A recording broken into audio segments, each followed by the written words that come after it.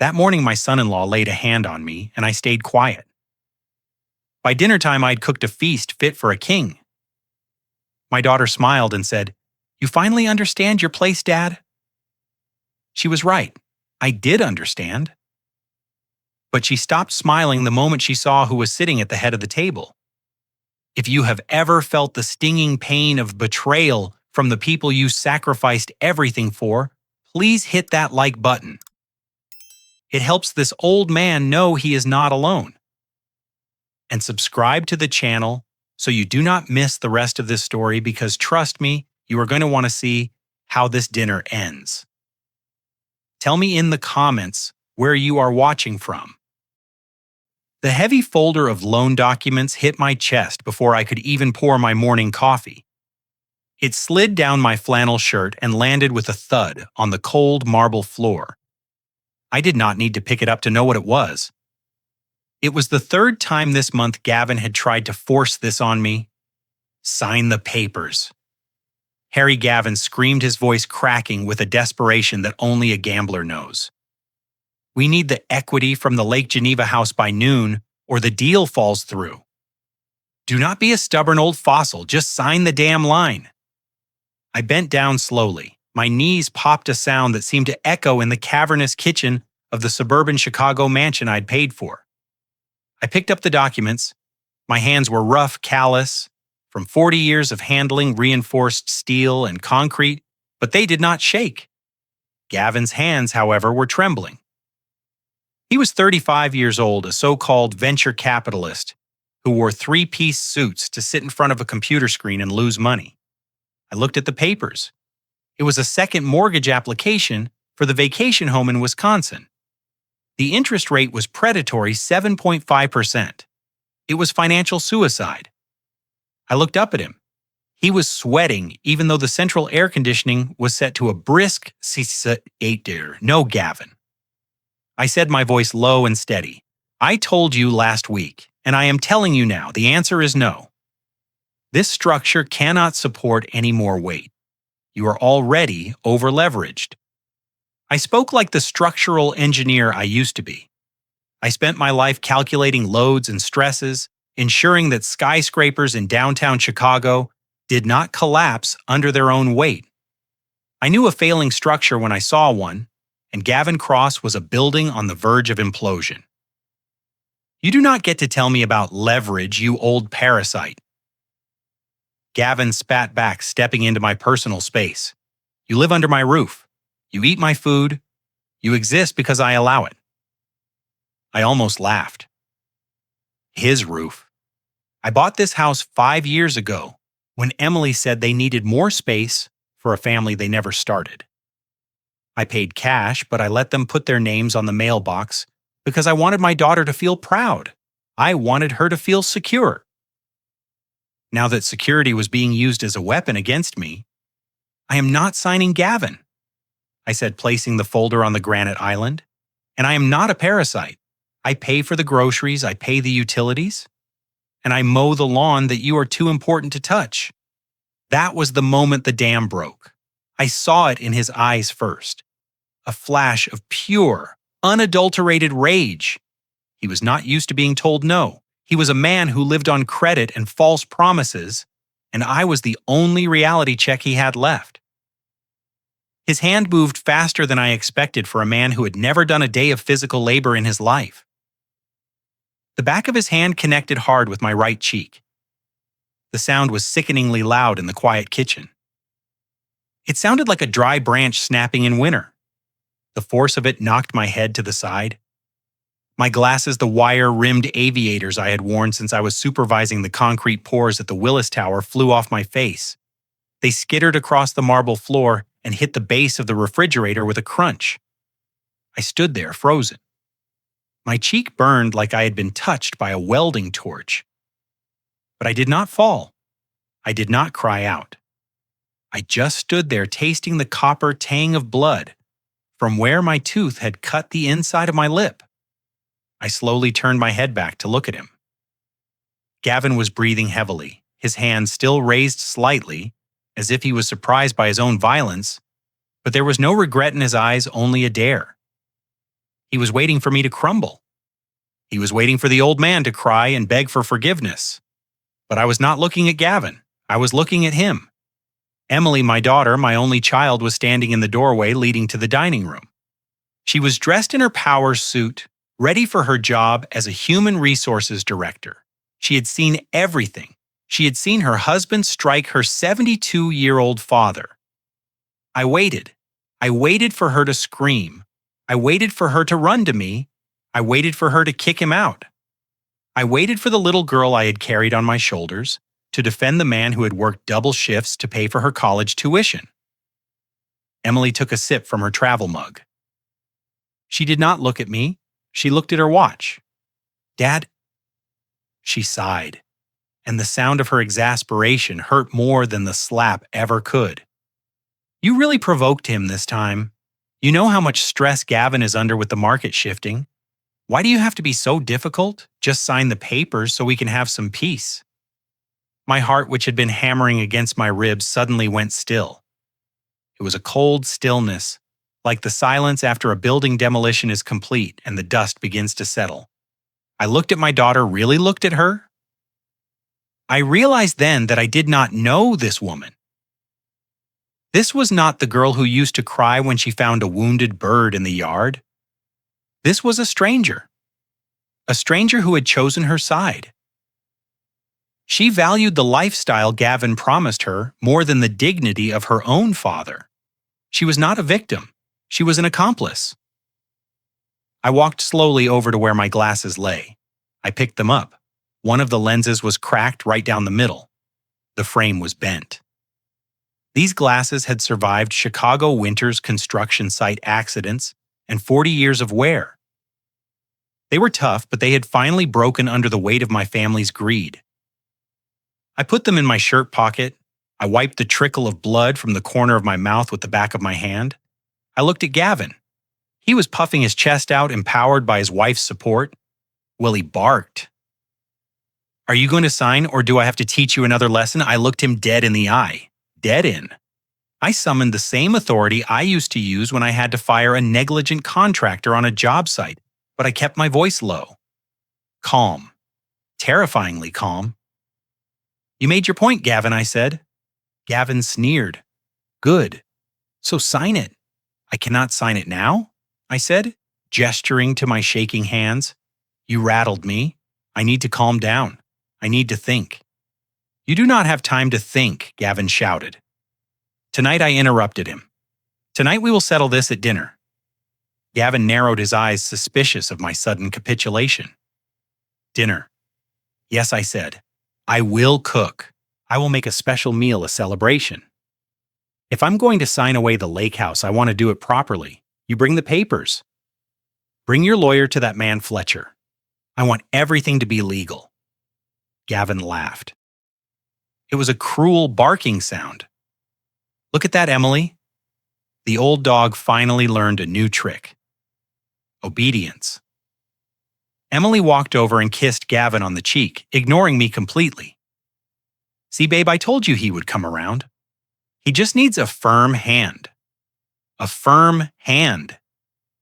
That is what she called assault. "Fine," Gavin said, checking his reflection in the microwave door. "Have dinner ready by 7 and try not to burn it this time. Make something expensive. I feel like celebrating." They grabbed their briefcases and walked out the door without looking back. I heard the garage door open and the roar of Gavin's leased Porsche as they sped away to their important lives, leaving the old man behind to lick his wounds. I stood in the silence of the kitchen for a long time. I touched my cheek. It was throbbing. It would bruise by evening. Good. I wanted the bruise. I wanted them to see it. They thought I was defeated. They thought I was a senile old man who had finally been broken by fear. They saw a cracked lens and a bleeding lip. They did not know that they had just cracked the foundation of their entire world. I am a structural engineer. I know that when a load-bearing wall is compromised, you do not patch it with tape. You condemn the building and you bring it down. I walked to the basement door. My legs felt stronger with every step. I was not going to the basement to hide. I was going to my old office. The one place in the house they never entered because it smelled of old paper and blueprints. Inside that office was a floor safe hidden under a rug. Emily thought it only contained my life insurance policy and her mother's old jewelry. She was wrong. I knelt down and spun the dial. Left, right, left. The heavy steel door clicked open. Inside was a stack of files I had been compiling for 6 months. Bank statements, emails I had recovered from the trash, and a burner phone I'd bought with cash at a convenience store 3 towns over. I picked up the phone. I dialed a number I had memorized a lifetime ago. It rang twice.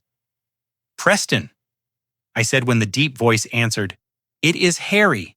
It is time." There was a pause on the other end. "Are you sure, Harry? Once we start this, there is no going back." I touched my bruised cheek again. "I am sure," I said. "Bring Sterling. Bring the whole team. Come at 7:00. The table is set." I hung up the phone and sat back in my old leather chair. I looked at the cracked lens of my glasses in my hand. Gavin wanted a celebration. He wanted something expensive. I would give him exactly what he asked for. I was going to serve him the most expensive meal of his life. I stood up and grabbed my car keys. I had to go to the market. I needed Wagyu beef. I needed vintage wine. And I needed to make sure my knife was sharp. Very sharp. Because tonight I was not just cooking dinner. I was carving out justice. The heavy oak door slammed shut, and the reverberation shook the picture frames in the hallway. I stood there alone in the foyer listening to the silence that rushed in to fill the space they had left. The engine of Gavin's Porsche roared to life outside, aggressive and loud, before fading down the street. They were gone. They had left me bleeding in the kitchen of the house I bought, driving to jobs I had helped them secure, living a life built entirely on my shoulders. I walked over to the window and watched the car disappear around the bend. My hand went up to my cheek again. The skin was hot to the touch, and I could feel the swelling beginning to rise. A normal man would have gone to the freezer.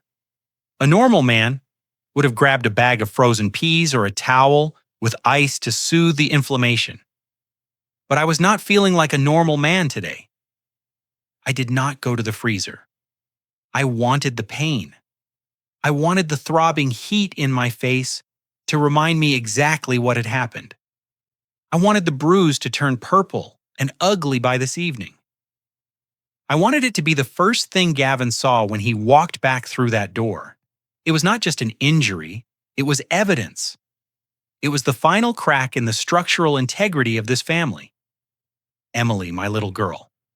The image of her standing there checking her watch while her husband assaulted me burned in my mind hotter than the slap. That was the true betrayal. A slap is physical, it heals. But seeing your own flesh and blood choose convenience over morality, seeing her step over her father to get to her luxury car, that is a fracture that cannot be repaired. She thought she was keeping the peace. She thought she was being a good wife, but she had just become an accessory to a crime. Gavin's parting words echoed in the empty kitchen. "Do not play games, Harry. Fletcher is coming tonight. He will have the notary seal. You just sign and shut up, Fletcher, that crooked lawyer who smelled like stale cigars and cheap cologne." He was the one who helped Gavin set up the shell companies. He was the one who drafted the papers to drain my retirement fund. Gavin thought bringing Fletcher was a power move. He thought he was bringing a shark to eat a minnow. He did not know he was bringing the bait. I turned away from the window and headed towards the basement stairs.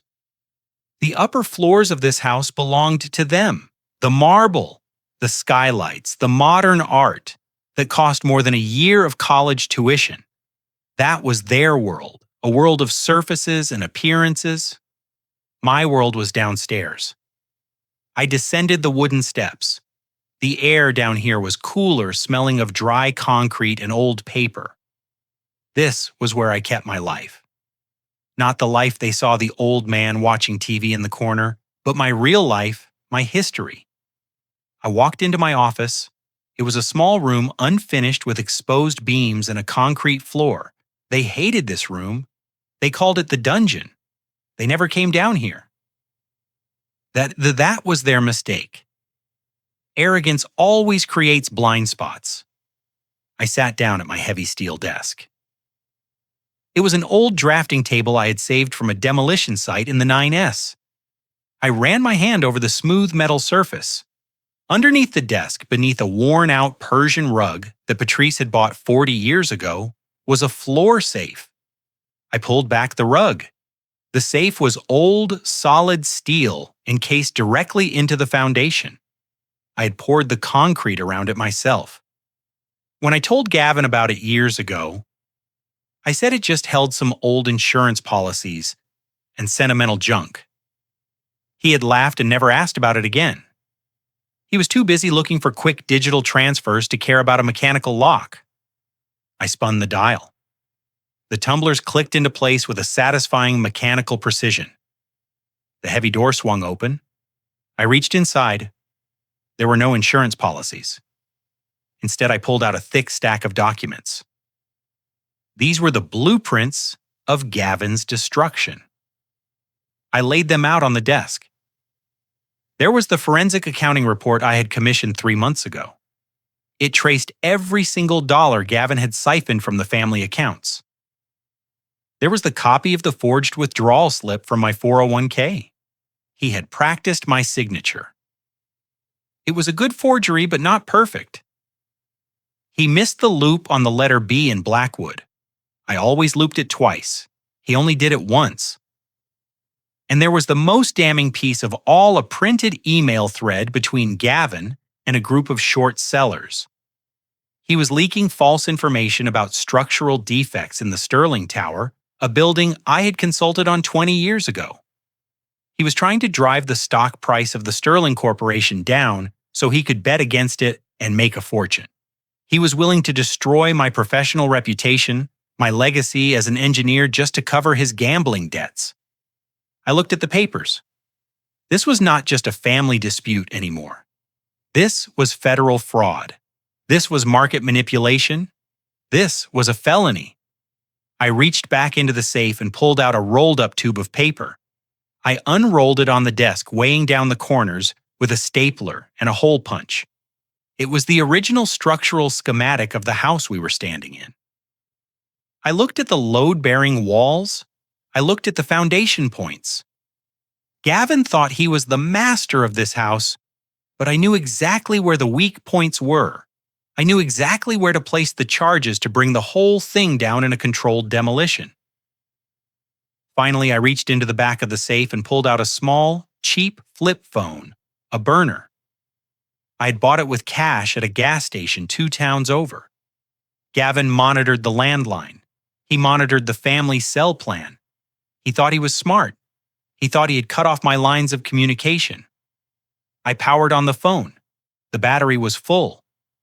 I dialed a number I had not called in 6 months. It rang once, twice. A deep, growly voice answered on the 3rd ring. "This line is for emergencies only. Hello, Preston," I said. My voice was calm, almost conversational. There was a pause on the other end. Then the tone of the voice changed. It softened, but retained its steel edge. "Harry, I've been waiting for this call. Is it done?" "It is done," I said. I looked at the bruise forming in the reflection of the dark basement window. "He crossed the line today, Preston." He got physical, and Emily, she stood by and watched. I heard a sharp intake of breath on the other end of the line. Preston was the United States Attorney for the Northern District of Illinois. But before that, he was just a kid from the neighborhood who I had kept out of trouble. I had paid for his first suit when he passed the bar exam.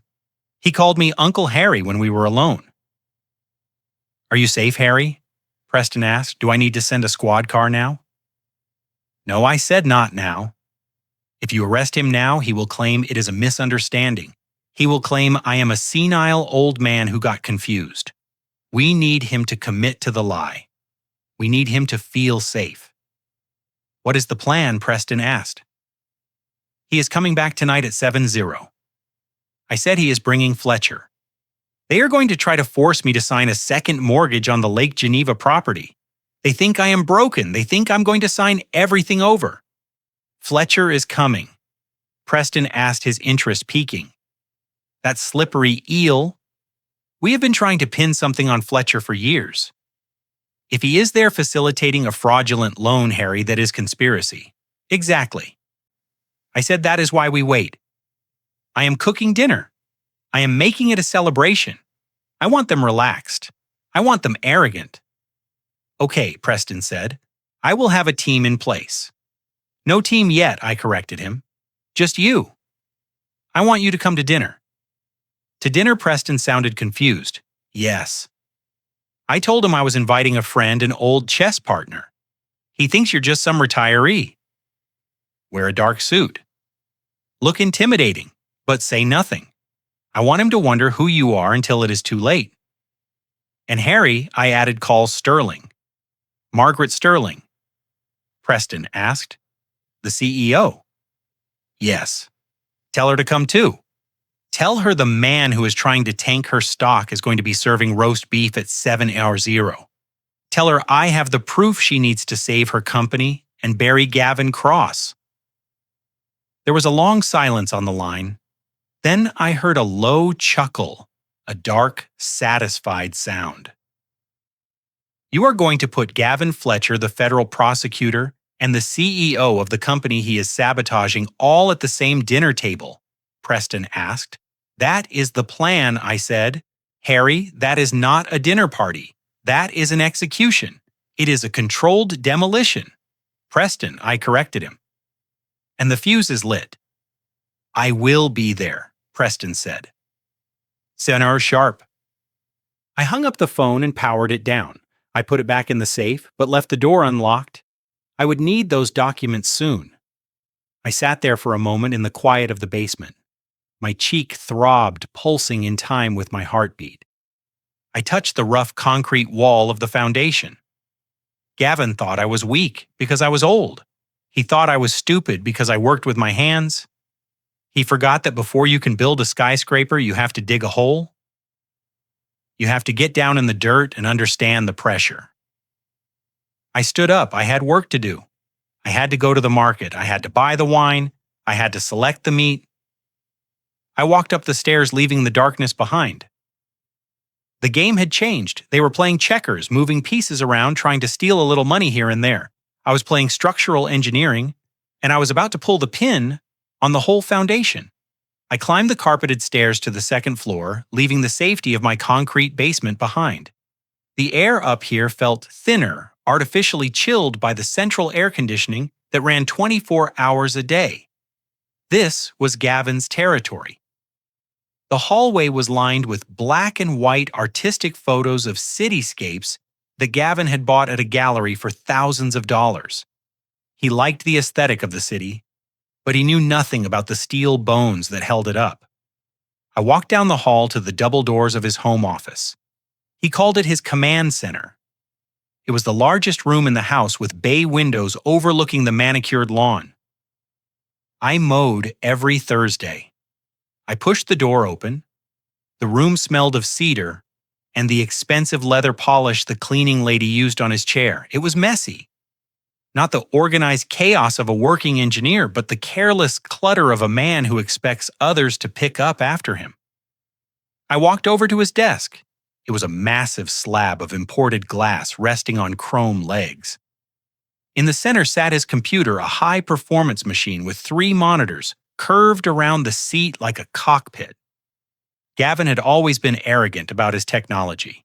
He mocked my flip phone. He made fun of my old desktop in the basement. He told Emily that I was a digital dinosaur, that I probably did not know how to turn on a monitor. That arrogance was his vulnerability. I tapped the spacebar on his keyboard. The 3 screens flared to life instantly. He had not shut it down. He had not even locked it. He assumed that even if I wandered in here, I would just see lines and numbers and walk away confused. He put the computer to sleep, just like he thought he had put me to sleep. I sat in his leather chair. It was too soft. It swallowed you up. I preferred a hard stool that kept your spine straight. I looked at the screens.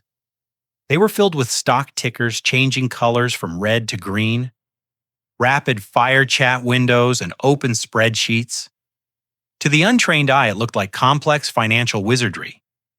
To me, it looked like a structure with too much load on the top floor. My eyes scanned the desk. A yellow sticky note was plastered to the bottom of the center monitor. It had a string of characters written in Gavin's jagged handwriting. Geneva House 75. It was the password for his banking portal. He was lazy. A good engineer memorizes his safety protocols. A lazy man writes them on a Post-it note. I did not need to log in yet. I needed to see what he had been doing before he left to assault me in the kitchen. I looked to the left of the desk. A wire mesh trash can sat there overflowing with crumpled paper. Gavin liked to print things out to read them. He said he liked the feel of paper when he was making big moves. I reached into the bin and pulled out a ball of paper from the top. I smoothed it out on the glass desk, pressing the wrinkles flat with my palm. It was a transaction confirmation from Fidelity Investments. I felt a cold drop in my stomach. That was where my 401k was held. The money I had saved over 45 years of freezing winters and scorching summers on construction sites, the money meant for my final year so I would never be a burden to anyone. I read the document. Withdrawal amount $200,000. Distribution method wire transfer. Destination account Cross Ventures LLC. My eyes moved to the bottom of the page. There was a signature Harrison Blackwood. It was my name. It looked like my handwriting, but the loop on the H was too wide and the pressure was too light. I signed my name like I etched it in stone. This signature floated on the paper. He had practiced. He had forged my signature to drain the bulk of my retirement fund just last month. That was why he needed the loan on the lake house today. He had already spent my retirement, and he was still in the hole. I felt a wave of nausea. He had stolen my safety net. He had reached into my pocket and taken the years of labor I had stored there, but I forced the emotion down. I needed to be cold. I needed to be precise. I turned my attention back to the screens. One of the windows was an email draft. It was addressed to a journalist at the Financial Times. The subject line read, Sterling Corporation Structural Defect Whistleblower. I leaned closer, adjusting my position in the chair. The email was drafted, but not sent. It read, I have obtained internal memos from the original construction phase of the Sterling Plaza Tower. These documents confirm that the lead structural engineer Harrison Blackwood knowingly approved substandard concrete density for the main load-bearing pylons in the underground garage. He was paid off by suppliers to look the other way. The building is structurally unsound, and a collapse event is statistically probable within the next 5 years. I stopped breathing. The room seemed to tilt on its axis. Sterling Plaza. That was my masterpiece. I spent 4 years of my life on that site. I checked every truck of concrete. I tested every rebar weld personally. That building was safer than the ground it stood on. It was my legacy. It was the proof that I had existed and that I was good at what I did. Gavin was not just stealing my money. He was selling my name. He was murdering my reputation. I looked at the other screen. It showed a trading platform. He had a massive short position open on Sterling Corporation stock. It all clicked into place like a steel beam sliding into a rivet. He was going to send that email. He was going to leak a lie that I was corrupt and incompetent. The news would cause a panic. Sterling stock would crash, and Gavin would make millions betting against the company I helped build. He was going to use my destruction to fund his lifestyle. He was going to burn down my history to warm his hands. I stared at the glowing pixels. A cold fury settled over me. It was not the hot anger of the slap in the kitchen. This was different. This was the cold calculation of an engineer looking at a building that needed to be condemned. He thought I was a clueless old man. He thought I was just a source of funds. He did not realize that by attacking my professional integrity, he had declared a war he was not equipped to fight. I reached into my pocket and pulled out the burner phone. I opened the camera. I took a picture of the forged withdrawal slip. I made sure the lighting was clear so the fake signature was visible. I took a picture of the email draft on the screen. I took a picture of his short position on the trading platform showing the millions of dollars he stood to gain from my ruin. I took a picture of the sticky note with his password. I recorded everything, every pixel of his betrayal. Then I carefully crumpled the paper back into a ball. I placed it back in the trash can exactly where I found it. I wiped the glass desk where my hand had rested, removing the heat print of my palm. I stood up. My knees did not pop this time. I felt light. I felt dangerous. I looked around the room one last time. This office with its view and its leather and its high-speed connection to the world was a lie. It was built on a foundation of theft and deceit. Gavin wanted to talk about structural failure. He wanted to talk about collapse. I walked to the door. He wants to bring down the foundation of my house. I whispered to the empty room. I am going to show him what a real collapse looks like, and I'm going to make sure he is standing in the lobby when the roof comes down. I closed the door softly. I had a dinner to prepare. And now I knew exactly what the main course would be. It would be the truth served cold. The engine of my '98 Ford F-150 rumbled to life with a cough and a shake that rattled my teeth. It was a sound I loved. It was the sound of honest machinery. There were no computers in this engine block to hide flaws or cheat emissions tests. It was just iron, oil, and combustion. It was real, unlike the plastic and fiberglass world Gavin lived in. I backed out of the garage, the tires crunching over the gravel that spilled onto the pristine driveway. I caught a glimpse of the house in the rearview mirror. It looked like a fortress, a monument to new money and bad taste. I had poured the foundation for it myself, ensuring it would stand for 100 years, never knowing I was building the prison where my wife would die, and my dignity would be stripped away piece by piece. I drove toward the city, bypassing the discount grocery store where I usually shopped with my coupons and calculator. Today I was not hunting for bargains, I was hunting for weapons. I pulled into the parking lot of Whole Foods. My rusted bumper looked out of place next to the Teslas and Range Rovers. I parked crookedly, taking up 2 spaces just because I felt like being a nuisance. I stepped out, smoothing down my flannel shirt. I still wore my work boots, let them stare. The automatic doors slid open, releasing a blast of refrigerated air that smelled of organic produce and overpriced flowers. I grabbed a cart, one of the ones without a wobbling wheel. I needed precision today. I went straight to the butcher counter. The glass case was illuminated like a jewelry store display. Inside, resting on beds of crushed ice, were cuts of meat that cost more than my first car. I pointed a calloused finger at the center display. That one I told the butcher, a young man with a waxed mustache who looked like he had never held a hammer in his life. The Wagyu A5. He looked at me, scanning my worn clothes and the bruise blooming on my cheek. "Sir," he said, his voice dripping with polite condescension. "That is $150 a pound. We have some very nice chuck roast on sale if you are looking for a stew." I looked at him. I did not blink. I did not ask for chuck roast, son. I asked for the Wagyu. I want 4 lbs thick cut and trim the fat, but leave enough for the sear. He swallowed hard, nodded, and reached into the case. As he weighed the meat, my mind drifted back 6 months to a Tuesday. The day I asked Gavin for money to buy Martha her pain medication.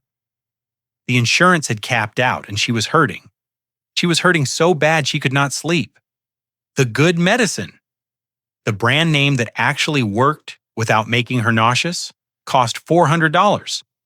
Gavin had stood in the kitchen, checking his reflection in his $20,000 Rolex.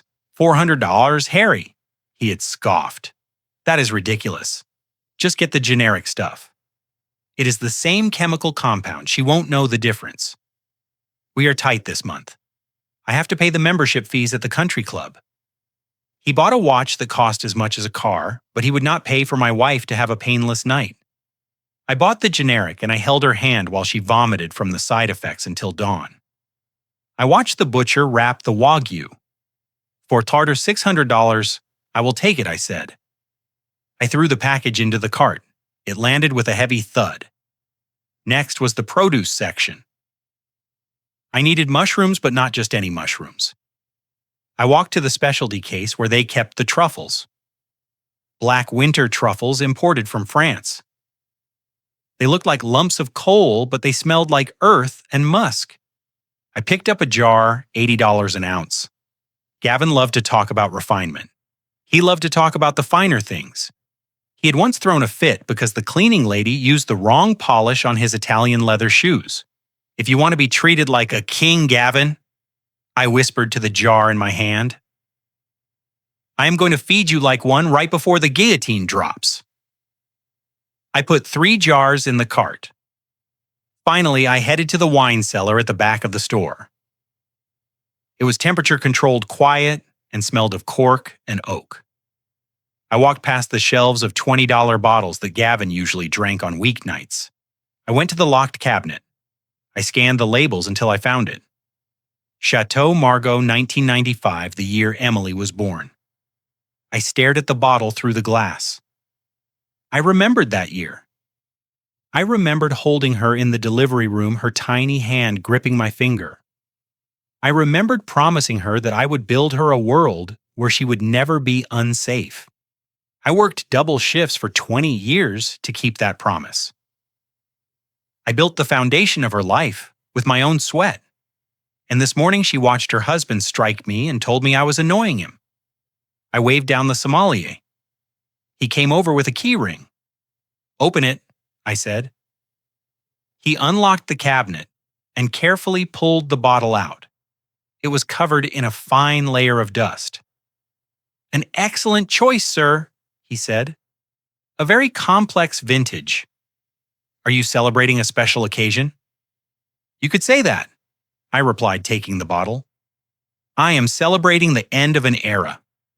I placed the wine in the child's seat of the cart, careful not to clatter it against the metal. As I turned to head toward the checkout, a voice called out from the cheese counter. Harry Blackwood, is that you? I stopped.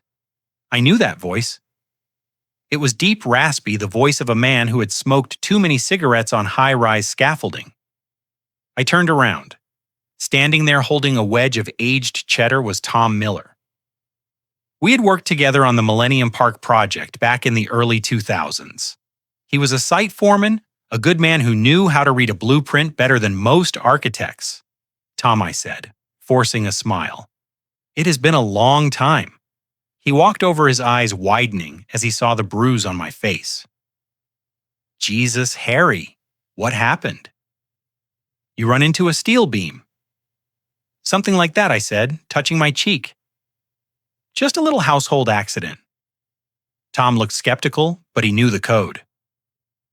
You do not push a man about his scars unless he offers the story. He looked into my cart instead.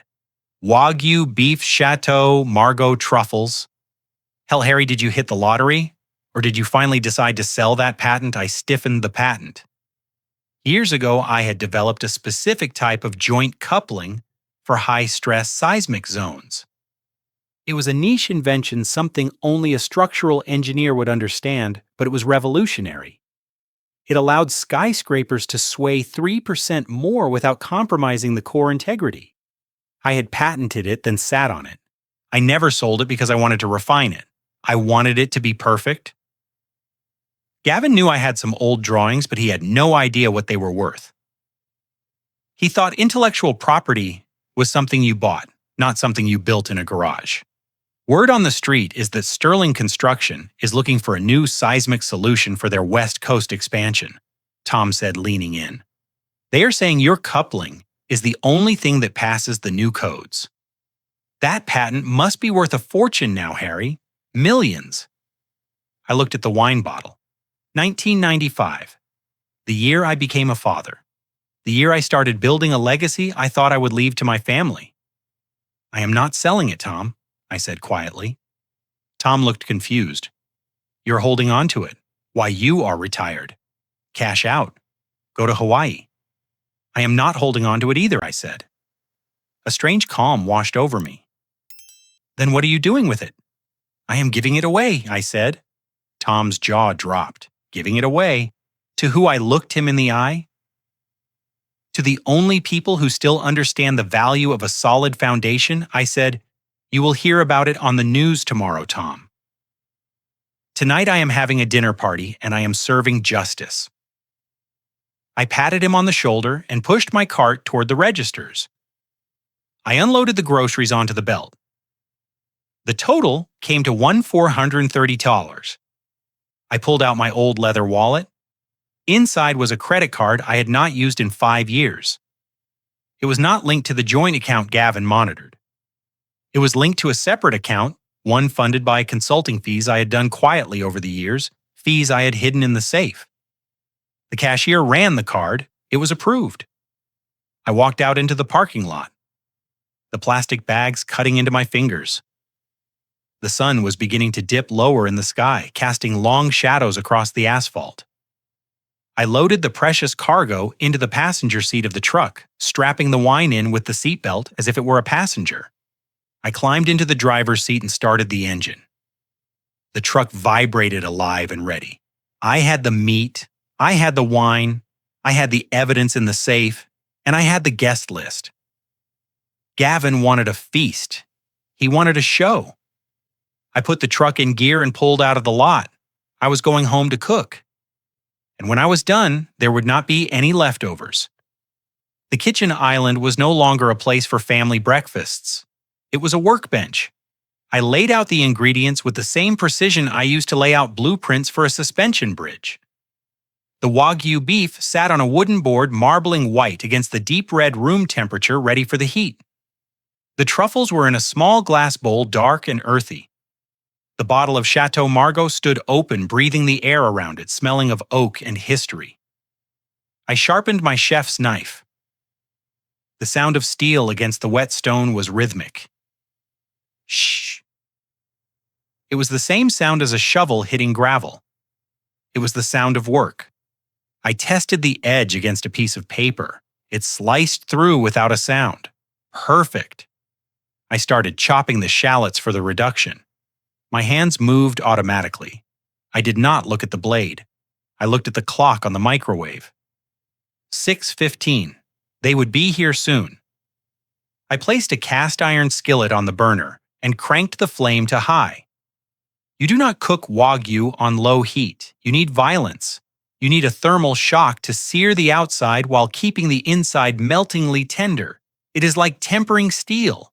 If you are too gentle, it fails. I dropped a knob of butter into the pan. It hissed and foamed, turning nut brown in seconds. I laid the steaks down. The sound was aggressive, a loud sear that filled the kitchen with white smoke and the smell of expensive fat rendering. I was flipping the meat when I heard the front door open. It was too early. Gavin said 7. The footsteps were light, clicking on the marble. High heels. Emily. She walked into the kitchen, stopping dead in her tracks when the wall of aroma hit her. She waved her hand in front of her face, coughing theatrically. "Dad, what on earth are you doing?" she asked, her voice shrill. I did not turn around. I basted the steaks with the brown butter and thyme. "I am cooking dinner, Emily," I said calmly, like Gavin asked. She walked closer, her heels clicking a staccato rhythm. She peered over my shoulder at the pan. Her eyes widened when she saw the meat. She looked at the bottle of wine on the counter. She looked at the jar of truffles. This is Wagyu beef," she stammered. "And that wine." "Dad, that is a $1,000 bottle." I plated the steaks to rest. "I know what it is, Emily," I said, wiping my hands on a towel. She stepped back, her face twisting into a mask of suspicion. "Where did you get the money for this?" she demanded. You are on a fixed income. You complain about the price of gas. How did you afford this? She paused, a dark thought crossing her mind. Did you take Gavin's wallet, she accused? Did you go into his office and take his credit card? Dad, if you stole from him. After what happened this morning, he is going to call the police. You know he will. I looked at my daughter. She was wearing a designer suit I knew cost more than my first truck. She was holding a bag that cost more than the roof repairs I did last year, and she was accusing me of theft. I did not steal anything, Emily, I said quietly. This is my money, my savings. Savings. She laughed, a harsh disbelief sound. What savings? You spend everything on this house. I had a little put away. I lied smooth as concrete for a rainy day or a special occasion. She looked at the feast spread out on the counter. The suspicion in her eyes slowly morphed into something else, something pitying, something triumphant. Why, she asked. Why spend it all now? I poured a small amount of the wine into a glass to taste it. It was perfect. Because this is it, Emily, I said, looking her in the eye. This is the last of it. It is a farewell dinner. Her face softened. The tension left her shoulders. She interpreted my words exactly as I intended. She thought I was giving up. She thought I was spending my last few dollars before checking into a state-run nursing home or moving into a studio apartment in a bad neighborhood. She thought I was bowing out. Oh, Dad, she said, and her voice took on that sickly sweet tone she used when she wanted something.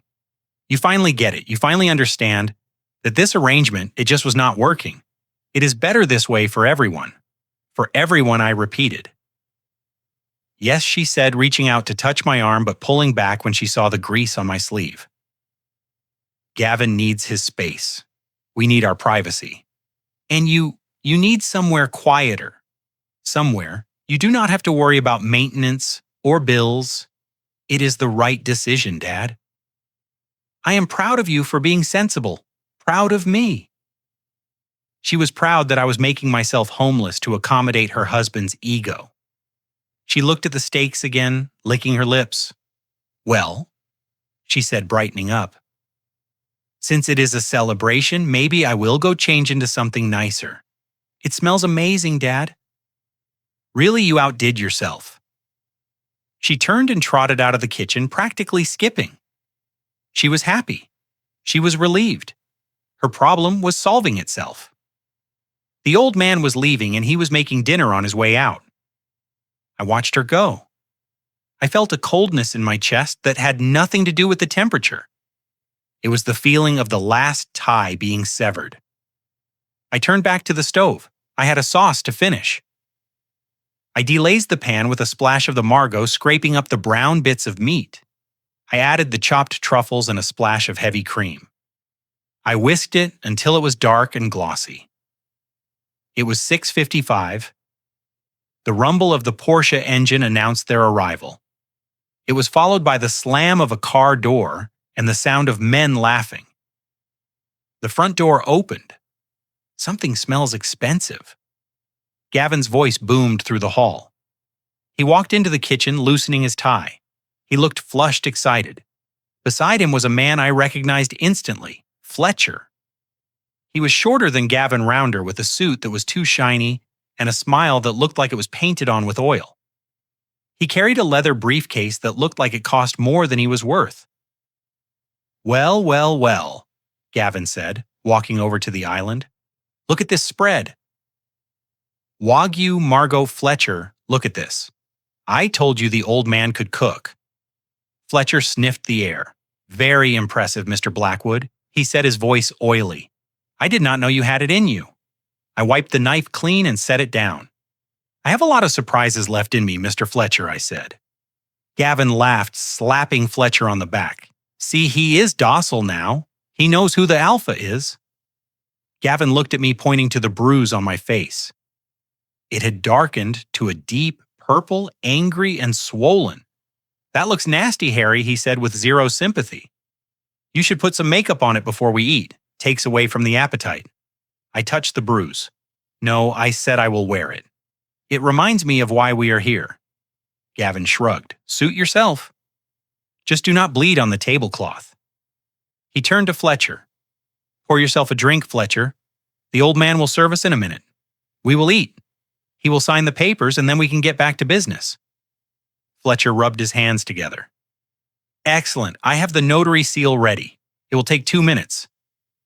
They walked past me into the dining room, treating me like part of the furniture like the help. I looked at the clock. 7:00. Right on cue. The doorbell rang. Gavin stopped mid-stride. He turned back to look at me, his brow furrowed. Who is that? He asked sharply. I did not order anything. I picked up the platter of meat. The smell was intoxicating. I invited a couple of guests, I said calmly. Guests? Gavin's face reened. I told you this was a private meeting, Harry. I do not want your drinking buddies from the Union Hall eating my food. They are not from the Union Hall, I said, walking past him toward the door. And it is not your food, Gavin, it is mine. I set the platter down on the dining table next to the silver candlesticks Emily had bought for Christmas. Get rid of them, Gavin hissed. Now! I ignored him. I walked to the front door. I unlocked the deadbolt. I opened the door wide. Standing on the porch bathed in the soft yellow light of the entryway were 2 people. On the left was a man in a black wool coat. He was tall, broad-shouldered, with silver hair and a face carved from granite. He carried himself with the quiet, terrifying authority of the federal government. Preston. On the right was a woman. She was elegant, sharp, wearing a tailored suit that commanded respect. Her eyes were intelligent and piercing. She looked like she could buy and sell Gavin 10 times over before breakfast. Margaret Sterling, the CEO of Sterling Construction. Gavin came up behind me, ready to shout at whoever was disturbing his evening. What is the meaning of his voice died in his throat? He recognized Margaret Sterling instantly. He had been obsessing over her company for months, trying to destroy it. Seeing her standing on his porch was like seeing a ghost. But he did not know Preston, he just saw a big man in a dark suit. Harry said, stepping aside, "Come in, dinner is served." The air in the foyer seemed to drop 10 degrees the moment Margaret Sterling stepped across the threshold. She brought the chill of the Chicago evening in with her clinging to her cashmere coat like a second skin. Gavin stood frozen near the dining room archway, his mouth slightly open, looking like a fish pulled suddenly from the water and thrown onto the dock. His eyes darted from Margaret to me, and then back to her, searching for some logical explanation that would make sense of this impossibility. In his world, the world of spreadsheets and stock tickers, Margaret Sterling was just a name, a symbol, a target to be taken down. She was not supposed to be a flesh and blood woman standing in his hallway. She was certainly not supposed to be wiping her feet on his welcome mat. Margaret looked at him. Her gaze was not angry. It was surgical. She looked at him the way a demolition expert looks at a condemned building searching for the structural weaknesses. Then she smiled. It was a terrifyingly polite smile. "Good evening," she said, her voice smooth and cultured. "You must be Gavin. Harry has told me so much about you." Gavin made a sound that was half choke, half squeak. He tried to compose himself. He smoothed his tie with a trembling hand. He took a step forward, his instincts as a social climber kicking in even through his panic. "Ms. Sterling," he stammered. I did not know. I mean, it is an honor, a true honor. I follow your work closely, very closely." I watched him struggle. He was terrified. He was wondering if she knew. He was wondering if she had seen the short positions, the forum posts, the lies he was spreading about her life's work. But arrogance is a powerful blinder. I could see the wheels turning in his head. He was convincing himself that this was a coincidence. He was telling himself that the old man just happened to know a rich woman, that I was too stupid to understand the connection. "And who is this?" Gavin asked, turning his attention to the large man looming behind her. He seemed relieved to look away from Margaret. Preston stepped into the light. He did not smile. He did not offer his hand. He just stood there, a monolith in a dark suit. "Preston," he said. His voice was a deep rumble that seemed to vibrate in the floorboards. "Just a friend of Harry's." Harry walked past them, playing the role of the gracious host to perfection. "Please let me take your coats," I said, reaching out. Margaret slipped out of her coat, revealing a charcoal gray suit that probably cost more than Gavin's car. Preston kept his on for a moment, longer staring at Gavin, letting the silence stretch until it was uncomfortable before finally shrugging it off. Emily came clicking down the stairs. Then she had changed into a silk dress, something elegant and expensive, ready for her victory dinner. She stopped halfway down when she saw the crowd in the hall. "Who are these people?" she asked, her voice sharp. "Gavin, I thought you said it was just Fletcher." Gavin rushed to the bottom of the stairs, grabbing her arm a little too tightly. "Emily, honey, come down," he hissed, his voice pitched high with stress. "We have guests, important guests. This is Margaret Sterling, the CEO of Sterling Construction." Emily's eyes went wide. She knew the name. Everyone in Chicago knew the name, but she also knew it was the name Gavin cursed at his computer screen every night. She looked at me, confusion clouding her face. "Dad?" she asked. "How do you know Margaret Sterling?" I hung the coats in the closet, taking my time to arrange them neatly on the hangers. I turned back to them, clasping my hands behind my back. "Margaret was one of my best students," I said simply.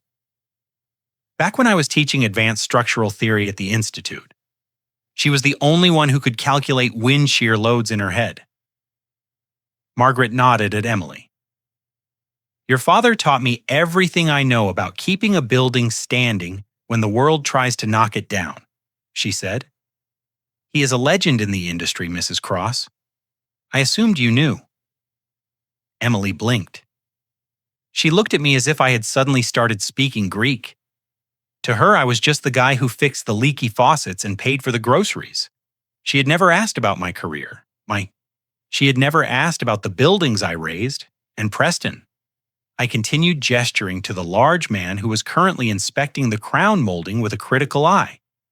"Preston is my chess partner. We play on Tuesdays. He hates to lose." Preston turned his gaze to Emily. "It is true," he said. "Harry is always 3 moves ahead. It is infuriating, but it keeps me sharp for my day job." "And what do you do, Mr. Preston?" Emily asked, trying to regain her social footing. "I work for the government," Preston said vaguely. "Legal department." Fletcher, who had been hovering by the dining room table, guarding his briefcase like a sentinel, finally stepped forward. He smelled money in the room, and like a moth to a flame he could not resist. "A pleasure," he said, extending a sweaty hand. "Arthur Fletcher, attorney at law. I handle all of Gavin's business affairs." Preston looked at Fletcher's hand, but did not take it. "Fletcher," he said, tasting the name. "I believe I have seen your name on some paperwork recently. Interesting filings." Fletcher palled slightly, but kept his smile plastered on. "Oh, really? Well, I have a very active practice. Shall we eat?" I interrupted before the tension could snap the cable. "The meat is resting. It is at the perfect temperature." I ushered them into the dining room. It was a formal room with high ceilings and a long mahogany table that seated 10. I had set 5 places. Gavin hung back, pulling Emily close to him. I pretended to adjust the centerpiece, but I was listening. I knew the acoustics of this house perfectly. The archway amplified whispers. "What is she doing here?" Gavin hissed, his face inches from Emily's ear. "Did you know about this?" "No," Emily whispered back. "He never tells me anything." "What do we do?" "She is the one you are betting against Gavin. If she finds out, she won't find out." Gavin snapped through, his voice trembled. "She's just here for dinner. The old man probably doesn't even know what I am doing. He just invited his old friends to show off. Look at him. He is oblivious. He looked over at me. I was pouring water into crystal goblets, humming a little tune, looking for all the world like a happy, senile grandfather. We just need to get through dinner. Gavin whispered urgency, lacing every word. Let them eat. Keep the conversation light. As soon as the last bite is gone, you claim a headache. We kick them out. Then I make him sign the papers. But what if she stays? Emily asked. She won't, Gavin said. I will make sure of it. Just smile, pour the wine, and for God's sake, do not mention the stock market. He straightened his jacket, pasted a fake smile on his face, and walked into the dining room. Please sit anywhere, he said, his voice booming with false conviviality. Miss Sterling, please take the seat to my right. I would love to hear your thoughts on the current zoning laws in the Loop. Margaret looked at the seat. Then she looked at me. I think I will sit next to Harry, she said, walking to the other end of the table. If you don't mind. Gavin's smile twitched. Of course, of course. Harry, sit down. Stop hovering. I took my seat at the foot of the table. Preston sat on my left, Margaret on my right. Gavin and Emily were at the head with Fletcher sandwiched awkwardly in the middle. It looked like a tribunal. Gavin poured the wine. The 1995 Chateau Margaux glugged into the glasses a deep, rich ruby color. To old friends, Gavin said, raising his glass, his hand shaking just enough to make the wine ripple, and new opportunities. Preston did not raise his glass. Neither did Margaret. I raised mine. To clarity, I said, and to the structural integrity of the truth. We drank. The wine was magnificent. It tasted of berries and earth and time. It tasted like the calm before the storm. Gavin set his glass down quickly. So Harry tells us, you are here to witness the signing, he said, trying to take control of the narrative. It is just a formality, really. A little family business restructuring. Nothing fascinating for people of your stature, I am sure. Actually, Preston said, his voice cutting through the room like a jackhammer. I find family business fascinating. You never know what you're going to find when you start peeling back the layers. Gavin laughed nervously. Well, we are a very boring family, I am afraid. Just hard work and investments. Investments, Margaret said. She picked up her fork, inspecting the tines. I hear you have a very aggressive strategy, Mr. Cross. Gavin choked on his wine. He coughed, his face turning red.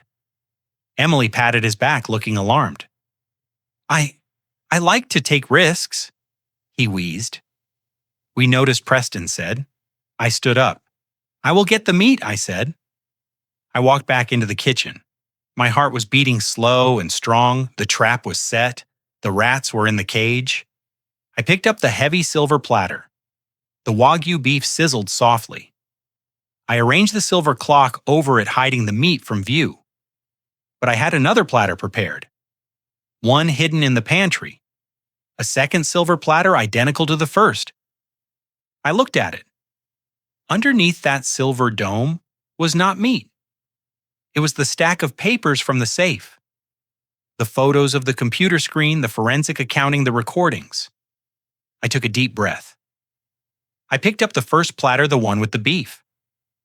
First we feed them, I whispered to myself. Then we finish them. I walked back into the dining room, the silver platter held high. Dinner is served, I announced. Gavin looked at me with contempt. Just put it down, Harry. Let's get this over with. I placed the platter in the center of the table. Enjoy it, Gavin, I thought. It is the last meal you will ever eat as a free man. I moved around the table with the bottle wrapped in a white linen napkin. The cork had come out with a soft sigh, the sound of a well-kept secret finally being released. I poured a measure into Margaret's glass first. The deep ruby liquid swirled against the crystal, catching the light from the chandelier. She nodded her thanks, her eyes lingering on the label. She knew exactly what this bottle was. She knew that 1995 was a year of struggle and triumph in the vineyards of Bordeaux, just as it had been in my own life. I poured for Preston next. He did not look at the wine. He kept his eyes fixed on Gavin, studying him with the detached intensity of a predator watching a wounded animal limp across a clearing. Then I moved to Fletcher. The lawyer held his glass out eagerly, his greedy fingers leaving smudges on the stem. He was already calculating the price of the wine in his head, wondering how much of my money Gavin had spent to buy it. He did not know that this bottle was paid for with sweat equity saved from a time when I still had hope for the future. Finally, I poured for Gavin and Emily.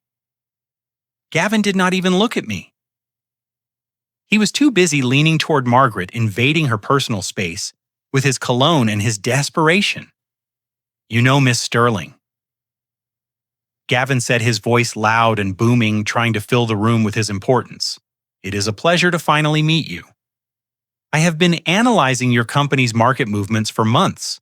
I have to say your conservative approach to the West Coast expansion, it is quaint. Charming, really, but in this market hesitation is death." I stepped back into the shadows near the sideboard, the empty bottle in my hand. I watched the scene unfold. It was like watching a man walk blindfolded onto a construction site where the safety rails had been removed. Margaret took a slow sip of the wine. She savored it, letting the tannins settle on her tongue. She placed the glass down with a soft click. "Quaint," she repeated, testing the word. "That is an interesting choice of vocabulary, Mr. Cross. In my industry, we prefer the word deliberate. When you are pouring millions of tons of concrete, you measure twice. You pour once. Mistakes are not just lines on a spreadsheet. They are lives." Gavin waved his hand dismissively, a gesture that encompassed the entire room and everything in it. "That is the old way of thinking," he said, chuckling as if she had told a joke. "That is the brick-and-mortar mindset. But we live in the digital age now. Value is not about what you build. It is about what you can convince people you have built. It is about the narrative, the vision."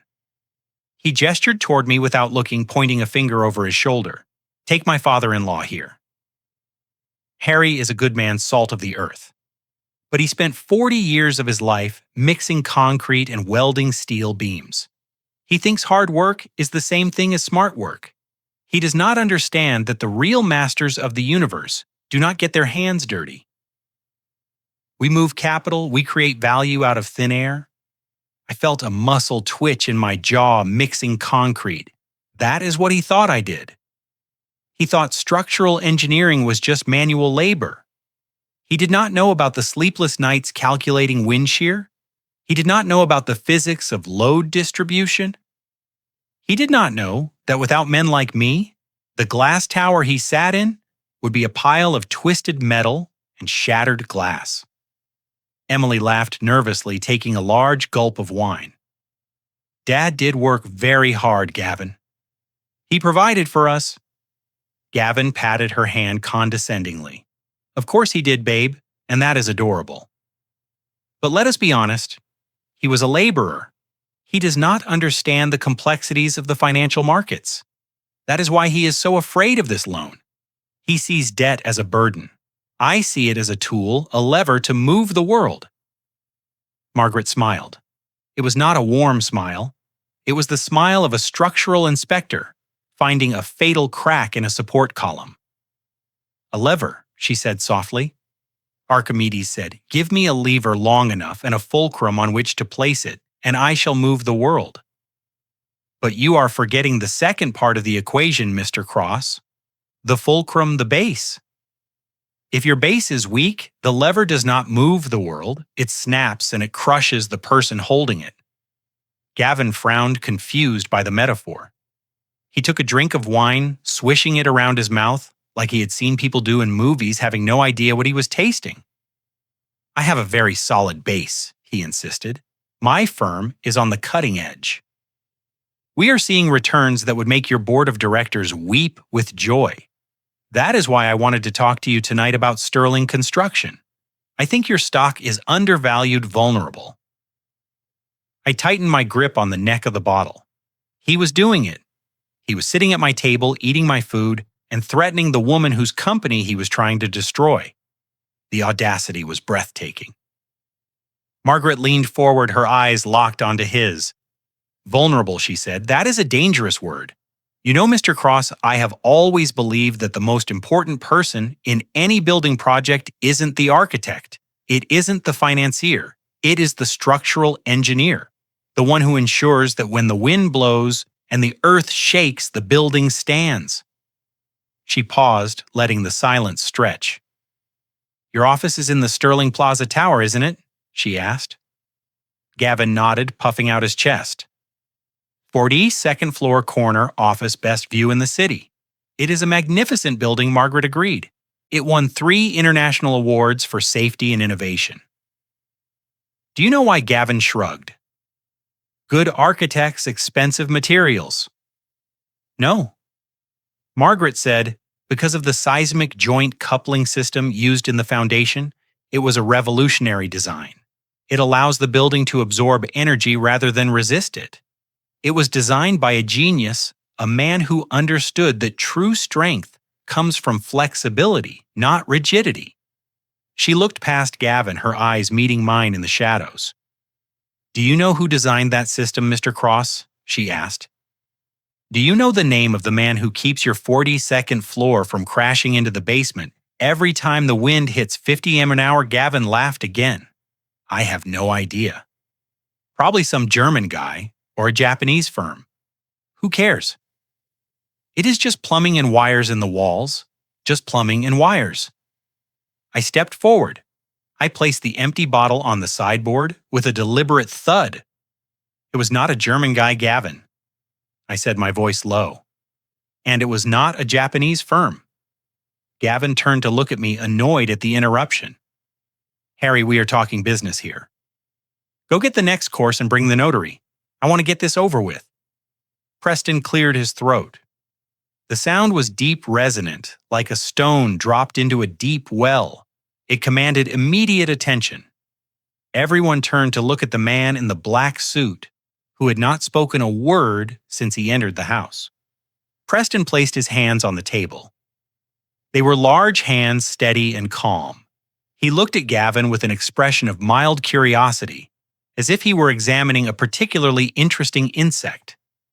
You know, Gavin, Preston said, his voice rumbling through the room.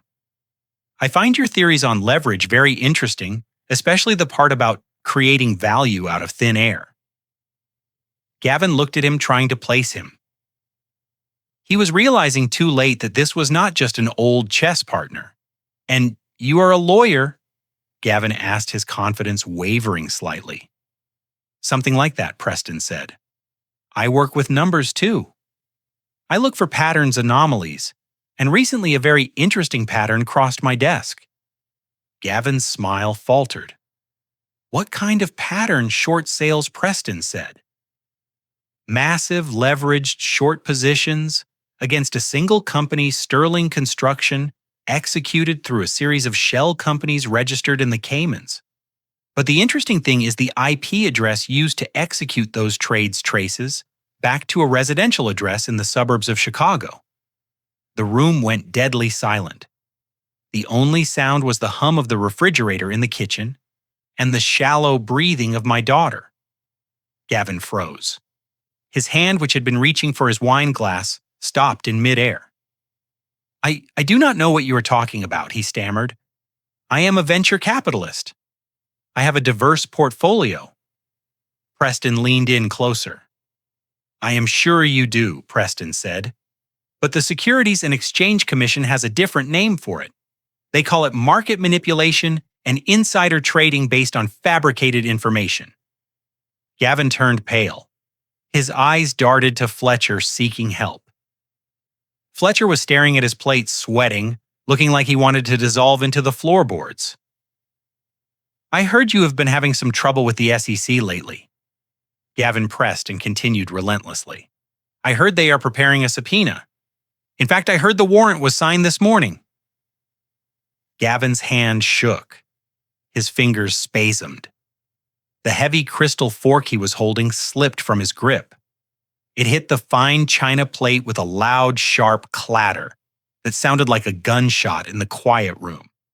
It bounced off the rim and fell onto the table, spinning noisily, before coming to a rest pointing straight at his heart. Gavin stared at the fork.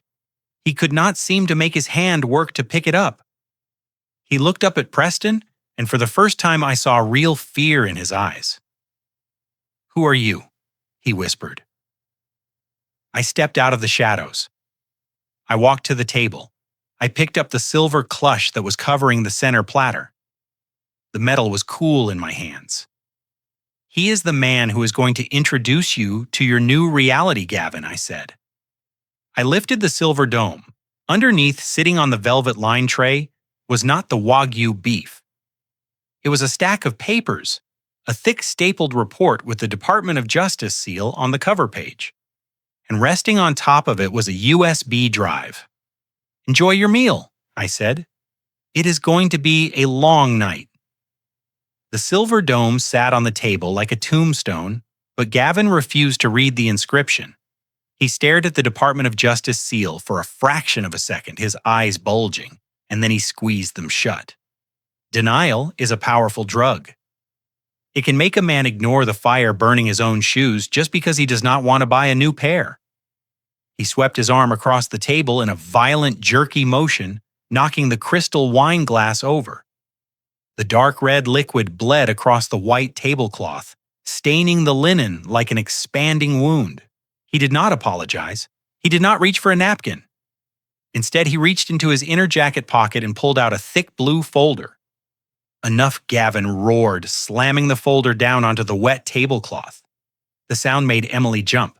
She looked at her husband with wide, terrified eyes. She had never seen him unravel like this in public. In private, yes, she had seen the temper tantrums when the market closed down or when the Wi-Fi lagged, but never in front of strangers. Never in front of Margaret Sterling. "Stop the theatrics!" Harry Gavin shouted, spitting a little as he spoke. "I do not care about your little props. I do not care about your fake friends. I have a liquidity deadline at 9:00 a.m. tomorrow, and you are going to fix it." He ripped the folder open and shoved a document toward me. It was the mortgage agreement. The paper was already damp from the spilled wine, but the signature line was dry and waiting. "Sign it?" He commanded, his fingers stabbing the paper. "Sign the damn house over so I can get Fletcher to wire the funds. Do it now, and maybe I will let you keep living in the basement.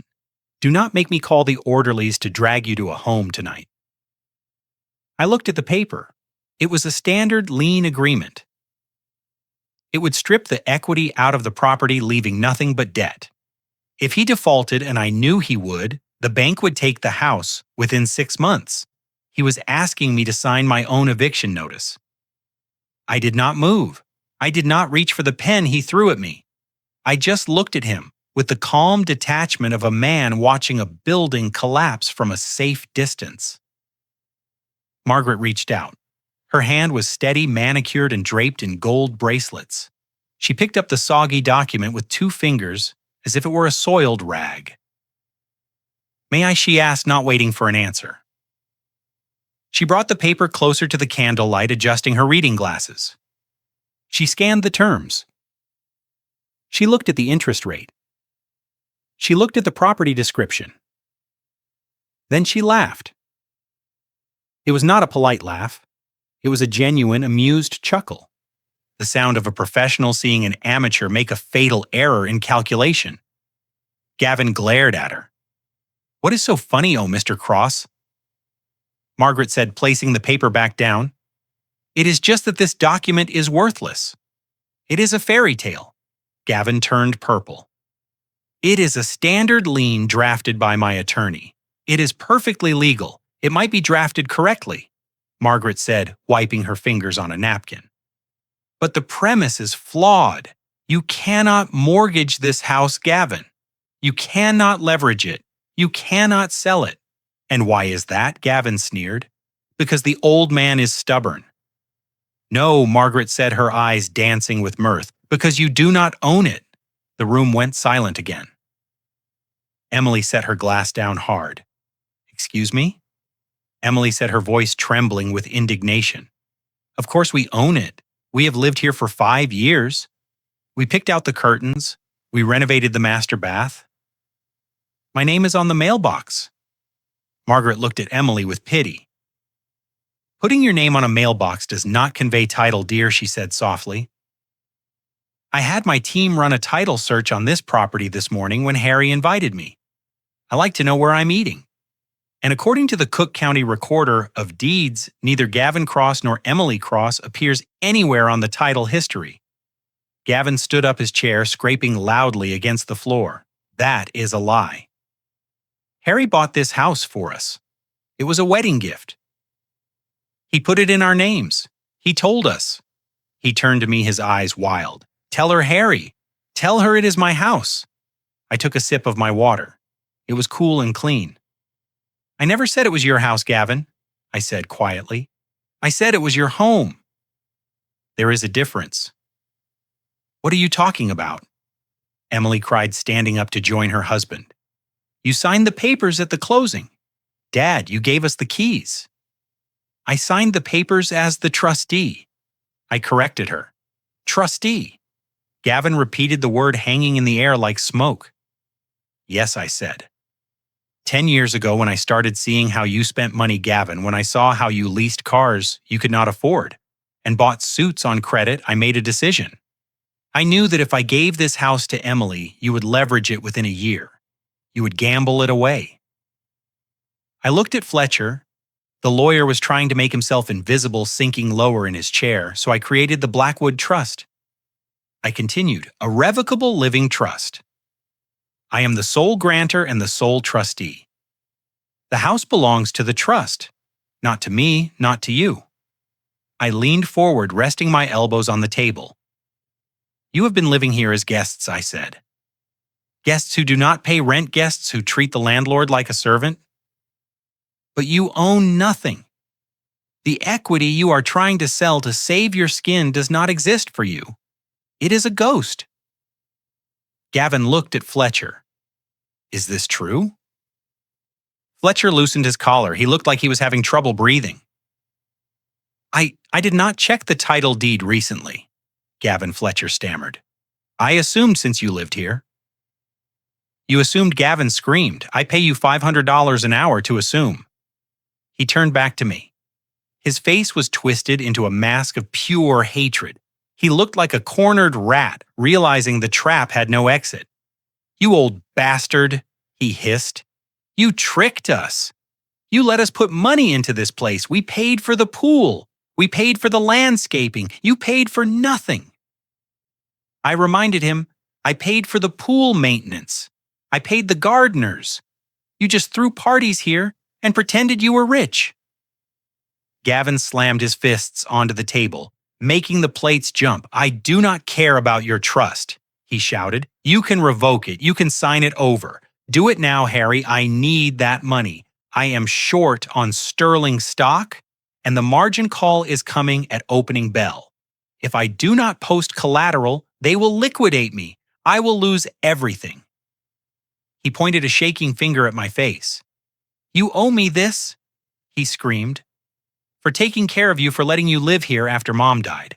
Sign the paper. I looked at him. I looked at the man who had slapped me in the kitchen. I looked at the man who had forged my signature. I looked at the man who wanted to destroy my reputation.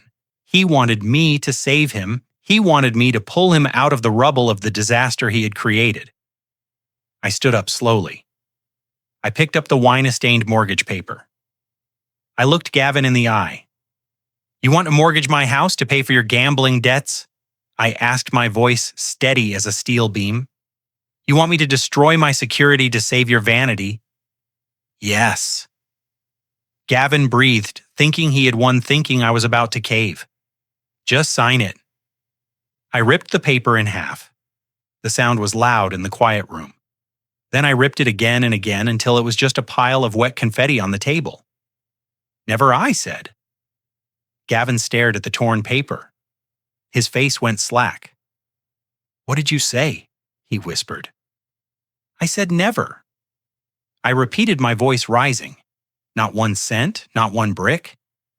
You dug this hole, Gavin. You can climb out of it, or you can let the dirt bury you. But you are not pulling me down with you. Emily let out a sob. Dad, please. He will go to jail. I looked at my daughter. She was crying now, but they were tears of fear for herself, not for me. He should have thought of that before he forged my signature. Emily, I said, he should have thought of that before he raised his hand to me in my own kitchen. Gavin lunged. He came across the table, reaching for my throat, his eyes blind with panic and rage. You ruined me, he screamed. I will kill you. He never made it. Preston moved with a speed that belied his size. He was out of his chair and blocking Gavin's path before Gavin could even clear the centerpiece. Sit down, son. Preston rumbled, his hand clamping onto Gavin's shoulder like a vice. Unless you want to add assault on a federal officer to your list of problems tonight. Gavin froze. He looked at Preston's hand, then at his face. The reality of who was in the room finally crashed down on him. Federal Officer Gavin whispered. Preston smiled. It was a cold, wolfish smile. Oh, we haven't even gotten to the dessert yet, Gavin, he said. Sit down. Harry has 1 more course to serve. Gavin sat heavily in his chair, pushed down by the weight of Preston's hand and the sudden gravity of his situation. He looked like a man who had just survived a car crash, only to realize he was still trapped inside the burning wreckage. He rubbed his shoulder where Preston had grabbed him, his eyes darting around the room, searching for an exit that did not exist. I walked to the sideboard. My movements were slow and deliberate. I was not in a hurry anymore. The structural integrity of the evening had held. The load-bearing walls were coming down exactly as I had calculated. I picked up the second silver platter. It was identical to the first one, the one that had hidden the Department of Justice report. This one was lighter, but the contents were far more volatile. I carried it to the table. The silver clock gleamed under the chandelier, reflecting the distorted faces of the people sitting around the mahogany surface. Emily was weeping softly, her face buried in her hands. Fletcher was wiping sweat from his forehead with a napkin that was already soaked. Margaret was watching me, her eyes sharp and expectant. I placed the platter directly in front of Gavin. It sat on the white tablecloth like a final offering. I have 1 last course for you, Gavin, I said. Gavin stared at the silver dome. He did not want to touch it. He looked at it as if it were a bomb. In a way it was. What is this? He rasped, his voice dry and brittle. It is dessert, I said. A special delicacy. I prepared it myself. Just for you. Open it, Preston commanded. His voice was not loud, but it carried the weight of a gavel striking a bench. Gavin reached out. His hand trembled so violently that his fingernails clicked against the silver handle. He gripped it. He took a breath that sounded like a rattle in his chest. He lifted the lid. There was no food underneath. There was no chocolate soul or fruit tart. Resting on the velvet lining was a neat stack of color-printed documents and a small black USB drive. Gavin stared at them. He blinked, trying to make sense of what he was seeing. He picked up the top sheet of paper. It was a screen capture high resolution. It showed a chat log from an encrypted messaging app. The timestamp was from 3 weeks ago. The participants were marked as G. Cross and A. Fletcher. I watched his eyes scan the text. I knew exactly what it said. I had memorized it. Subject: the old man. G. Cross. He is asking questions again. He is becoming a liability. A Fletcher. We can file for a conservatorship. Claim dementia.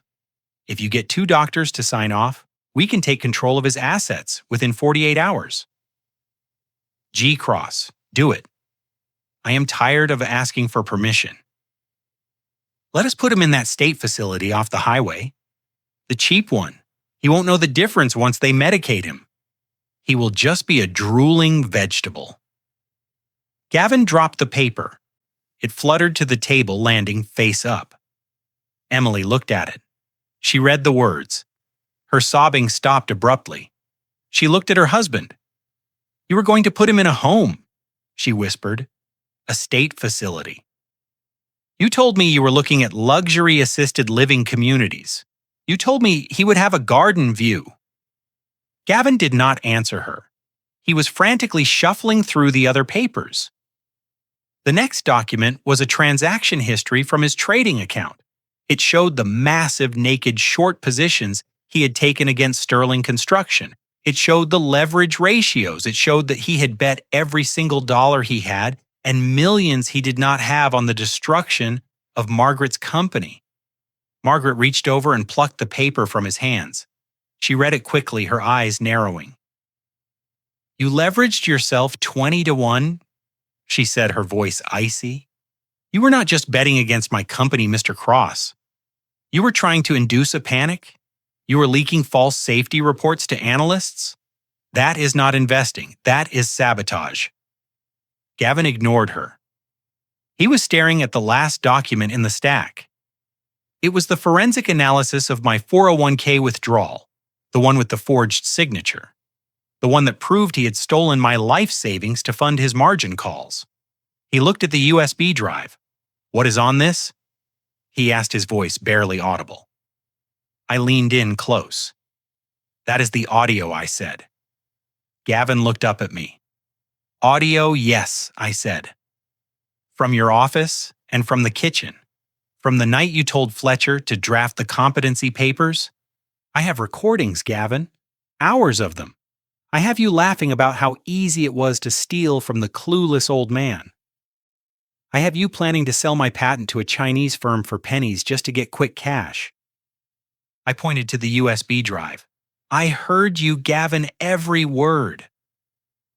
I heard you call me a fossil. I heard you say I was useless. I heard you say that the only value I had left was the equity in this house." Gavin's face turned a deep, blotchy red. The veins in his neck bulged. The fear was evaporating, replaced by a cornered, vicious anger. He stood up so fast his chair tipped over backward and crashed onto the floor. "You tapped my office," he screamed, pointing a shaking finger at me. "You recorded me in my own home." "My home," I corrected him. "This is illegal." Gavin shouted, saliva flying from his lips. "This is entrapment. You cannot use this. This is a violation of my privacy rights." "Fletcher." He turned to the lawyer, grabbing him by the lapels of his cheap suit. "Fletcher, do something. This is inadmissible. He cannot record me without my consent. This is a felony. Sue him.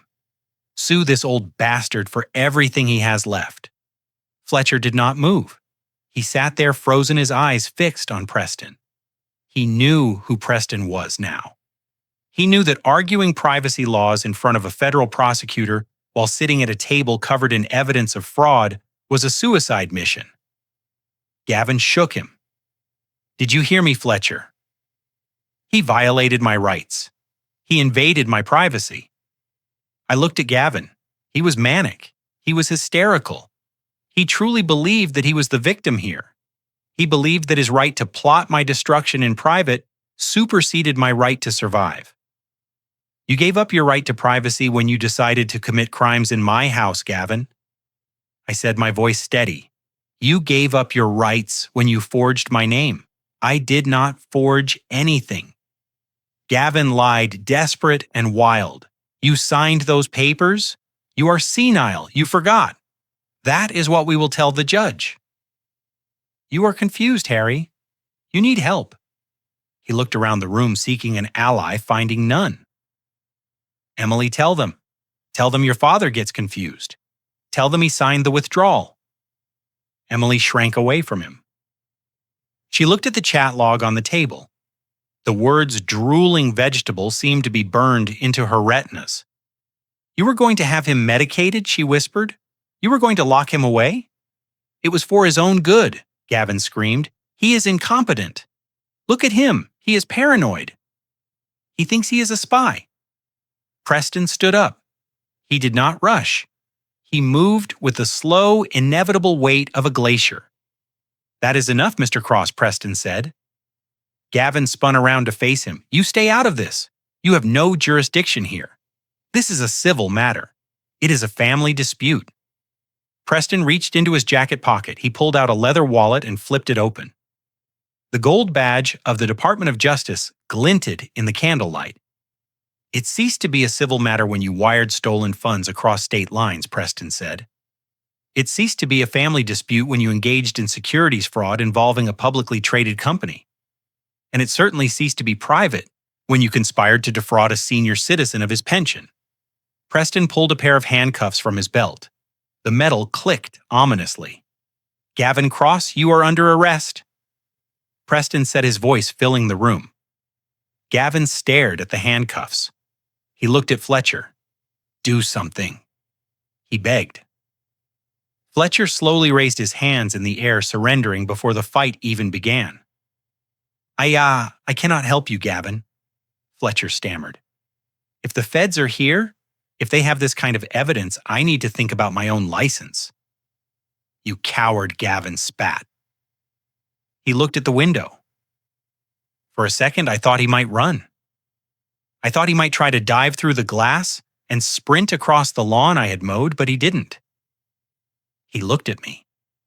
His eyes were filled with a toxic mixture of hatred and disbelief. "You did this," he hissed. "You ruined me. You ruined everything. We had a good life. We were happy." "You were happy, Gavin," I said. "I was just the fuel you were burning to keep yourself warm." Preston stepped forward and spun Gavin around. He slammed him face down onto the table right next to the plate of cold Wagyu beef. Gavin grunted as the air left his lungs. "You have the right to remain silent," Preston recited, tightening the cuffs behind Gavin's back. I watched the man who had slapped me get chained like an animal. I watched the man who had called me clueless get outsmarted by the very person he underestimated. I picked up the USB drive from the silver platter. "You should have tried the beef, Gavin," I said quietly. It really was quite tender. The room was vibrating with the energy of a collapsing star. Fletcher was the first to break. He was a survivor of the legal sewers. He knew that paper trail was a death sentence. He lunged across the table, his expensive tie dipping into the pool of spilled wine. His hands clawed at the stack of papers, trying to snatch the forensic accounting report and the chat logs. He looked like a desperate man trying to put a fire out with his bare hands. "Put it down." Fletcher Preston's voice was like a thunderclap. Fletcher froze his hand, hovering over the documents. He looked up at Preston. "You have no authority here," Fletcher hissed, saliva spraying. "This is a private residence. These documents are privileged." Preston reached into his jacket pocket again. He did not pull out a weapon. He pulled out a small leather wallet. He flipped it open and set it on the table next to the silver platter. The gold badge gleamed under the crystal chandelier. It was not just a badge, it was the seal of the United States Department of Justice. "Sit down," Fletcher Preston said, his voice dropping an octave. "I am the United States Attorney for the Northern District of Illinois, and right now you're about 5 seconds away from adding obstruction of justice and destruction of evidence to your indictment." Fletcher collapsed back into his chair. All the color drained from his face, leaving him looking like wet dough. He looked at the badge, then at Gavin, then at the door.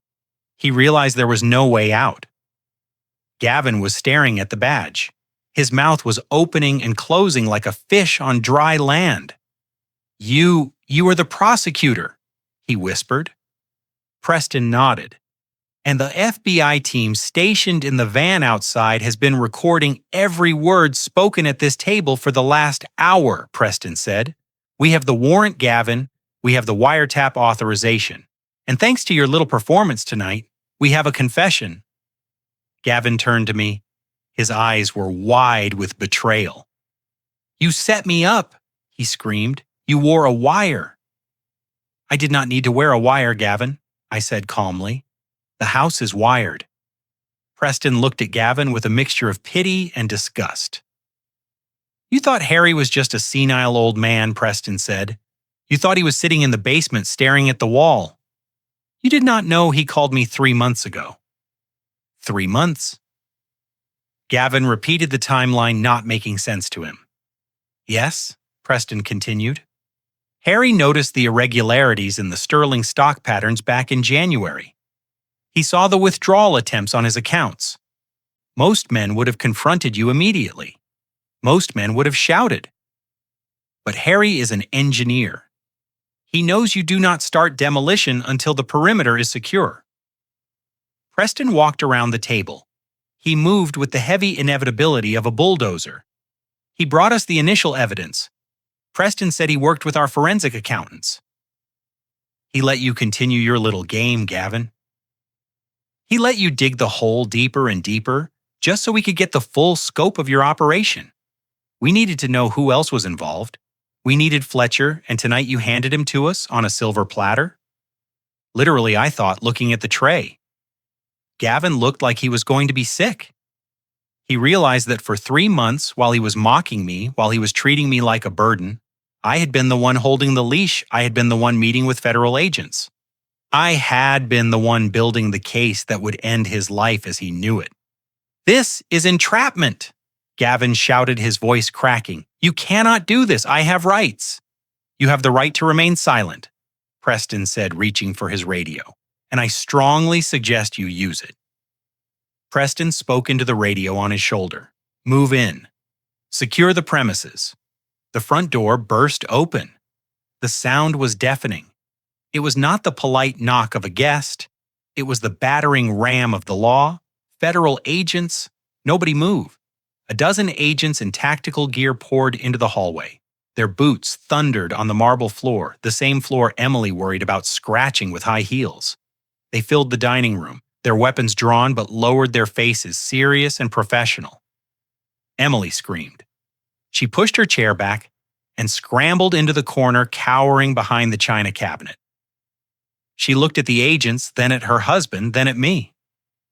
"Daddy, make them stop," she wailed. "Please tell them it is a mistake." I looked at her. I did not move. I could not stop this. An avalanche does not stop because you ask it nicely. 2 agents moved toward Fletcher. He did not resist. He put his hands behind his head, interlacing his fingers, looking at the floor. He knew the drill. He knew the game was over. 2 other agents moved toward Gavin. Gavin panicked. He tried to stand up. He tried to run. He knocked his chair over and scrambled toward the French doors leading to the patio. "Get him," an agent shouted. They were on him in a second. They grabbed him by the arms. Gavin struggled, kicking and screaming like a spoiled child who had been told no for the first time in his life. "Get off me!" he shrieked. "Do you know who I am? I am a partner at Cross Ventures. I have rights." They spun him around. They slammed him face down onto the mahogany table. His face hit the wood with a sickening thud right next to the plate of cold Wagyu beef. The sauce splashed onto his expensive Italian suit. The truffle aroma mixed with the smell of sweat and fear.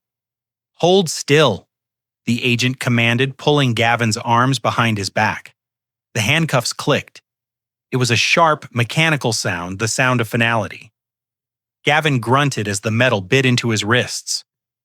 He turned his head, his cheek pressed against the tablecloth, his eyes locking onto mine. "Harry," he begged, his voice breaking. "Harry, please tell them I can pay it back. I just need time. The market will turn. I can fix this." I stood up and walked over to him. I looked down at the man who had slapped me. I looked down at the man who had called me a parasite. "There is no fixing this, Gavin," I said softly. "The foundation is cracked. The building is coming down." Preston walked over and stood beside me. "Take him out," Preston ordered the agents, "and secure his electronics. I want every laptop, every phone, and every hard drive in this house bagged and tagged." The agents hauled Gavin to his feet. He was weeping now, great heaving sobs that shook his body. He looked small. He looked weak. He looked like exactly what he was, a fraud who had run out of road. They dragged him toward the door. He dragged his feet, his shoes scuffing the floor. Emily ran toward him, but an agent held her back. "Gavin!" she screamed. "Gavin! What do I do?" Gavin did not answer her. He was too busy feeling sorry for himself. Fletcher was led out behind him. His head hung low, his career ending in a walk of shame past the dinner guests. The room suddenly felt very empty. The shouting had stopped. The only sound was the heavy breathing of the agent securing the perimeter and the soft sobbing of my daughter in the corner. Margaret stood up. She smoothed her skirt. She looked at the chaotic scene at the ruined dinner, at the broken family. She walked over to me. "I am sorry it had to end like this, Harry," she said quietly. "But you did the right thing. He would have destroyed everything you built." "I know," I said, feeling a wave of exhaustion wash over me. "I know." Preston put a hand on my shoulder. "We will need a statement, Harry," he said. "But it can wait until morning. Get some rest. We will post a guard outside the door tonight just in case." I nodded. "Thank you, Preston." The agents began to file out, taking their prisoners with them. The red and blue lights of the police cruisers flashed through the front window, painting the walls in alternating shades of violence and bruising.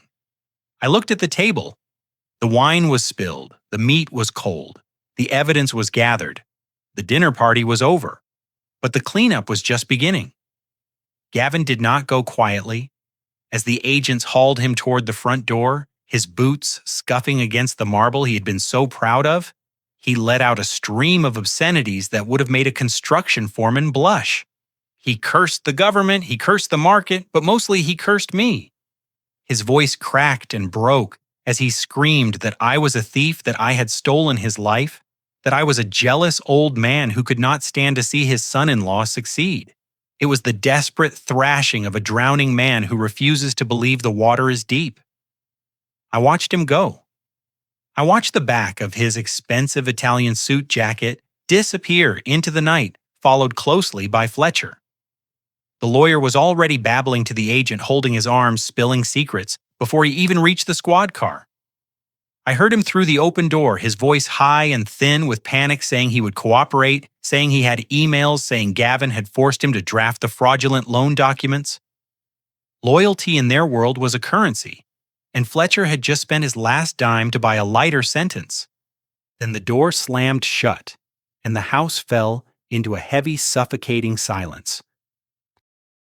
The flashing red and blue lights from the driveway cut through the front windows, strobing across the dining room walls, illuminating the wreckage of the dinner party in harsh, rhythmic pulses. I turned back to the table. Emily was still huddled in the corner by the china cabinet. She looked small. She looked like a child who had broken a vase and was waiting for the punishment. But she was not a child. She was a 32-year-old woman who had watched her husband strike her father and checked her watch. When she realized Gavin was truly gone, she moved. She scrambled across the floor on her hands and knees, ignoring the spilled wine that soaked into the hem of her silk dress. She reached for me, clutching at the fabric of my trousers. "Daddy!" She wailed, her voice raw and terrified. "Daddy, please! You have to stop them! You have to fix this!" I looked down at her. I looked at her manicured hands gripping my leg, hands that had never known a day of hard labor, hands that I had protected from the world for 3 decades. I do not know anything. She sobbed, tears streaming down her face and ruining her makeup. "I swear to you, Dad, I am a victim here too. Gavin lied to me. He told me everything was legal. He told me you wanted to help us. I did not know about the fraud. I did not know about the stocks." She looked up at me, her eyes pleading, searching my face for the soft indulgence she had found there her entire life. She was looking for the father who always fixed the flat tire, who always paid the credit card bill, who always forgave. But that father was gone. He had been slapped out of existence at 8:02 that morning. I stepped back, pulling my leg away from her grasp. She fell forward, catching herself on her hands against the cold floor. "Get up, Emily," I said. My voice was not angry, it was tired. It was the voice of a man who has just finished demolishing a house he built with his own hands. She sat back on her heels, looking up at me with confusion. "Dad, please," she whispered. "I am your daughter." "You cannot let them take Gavin. We will lose everything. The cars, the club, memberships, our reputation." I looked at her, and for a moment I did not see the woman on the floor. I saw the scene from this morning playing out in my mind like a loop of security footage. I saw Gavin's hand connect with my face. I saw my glasses skid across the floor, and I saw her. I saw her standing in the doorway holding her coffee mug, her face impassive, her eyes cold. "You are not a victim, Emily," I said. "You are an accomplice." "No," she protested, shaking her head violently. "I did not sign anything. You watched him hit me," I said, cutting through her excuses. "You watched him strike your 72-year-old father in the kitchen of the house I bought for you, and you did not scream. You did not call the police. You did not even help me up. You told me I was annoying him." Emily flinched as if I had slapped her. She opened her mouth to speak, but no words came out. The truth hung in the air between us, heavy and undeniable. "You chose your side this morning," I continued. "When you chose convenience over conscience, you made your decision. You wanted the lifestyle Gavin provided more than you wanted a father. Well, now you have neither." I reached into the inner pocket of my jacket. I pulled out a folded document. It was not a loan application. It was a single sheet of paper stamped with the seal of the Blackwood Trust. I dropped it on the floor in front of her. It landed next to her knee. "What is this?" she whispered, staring at the paper through her tears. "It is a notice to vacate," I said. She looked up at me, her eyes wide with shock. "Vacate?" She repeated the word, foreign to her tongue. "Yes," I said. "This house belongs to the trust. The trust is revoking your right of occupancy, effective immediately. You have 24 hours to remove your personal effects. Anything left after that time will be placed on the curb for trash collection." She stared at me, unable to comprehend that the safety net she had jumped on for years had finally snapped. "You're kicking me out," she gasped. "Your own daughter, Dad? I have nowhere to go. Our accounts are frozen." Gavin said they froze everything. I have no money. I looked at the Wagyu beef on the table, cold and uneaten. "You have a job," I said. "You are the director of human resources for a logistics firm. You make 6 figures, Emily. You can afford a hotel. You can afford an apartment. You just cannot afford this." Emily looked desperate. She turned to Margaret Sterling, who had been watching the scene with a look of stoic judgment. Emily tried to find an ally, a fellow woman, someone who might understand. "Miss Sterling, please," she begged. "You understand, do not you? You know how men like Gavin are? He manipulated me. Please talk to him. Tell him he is being unreasonable." Margaret stepped forward. Her heels clicked sharply on the floor. She looked down at Emily not with sympathy, but with the cold appraisal of a CEO who has just discovered a liability in her organization. "I do understand, Mrs. Cross," Margaret said, her voice cool and crisp. "I understand perfectly. I understand that character is not defined by who you are married to, but by what you tolerate." Margaret reached into her purse. She did not pull out a tissue. She pulled out her phone. "And regarding your employment," she continued, "you work for Sterling Logistics, do you not? A subsidiary of Sterling Construction." Emily nodded, hope flickering in her eyes. Yes, yes, I do. I have been there for 3 years. Margaret tapped the screen of her phone, sending a quick message. We have a zero-tolerance policy at Sterling, Margaret said. Not just for fraud, but for the aiding and abetting of financial crimes. Your husband was betting against the parent company of your employer. He was using inside information that he likely gleaned from your proximity to the industry. Emily shook her head frantically. No, I never told him anything. It does not matter, Margaret said, putting her phone away. The perception of conflict is enough. But beyond that, we do not employ individuals who lack moral fiber. I just sent a message to the head of HR at Logistics. Your access badge has been deactivated. Your severance package has been denied for cause. You are fired effective immediately. The silence that followed was absolute. It was the sound of a vacuum sealing. Emily knelt there on the rug surrounded by the ruins of her life.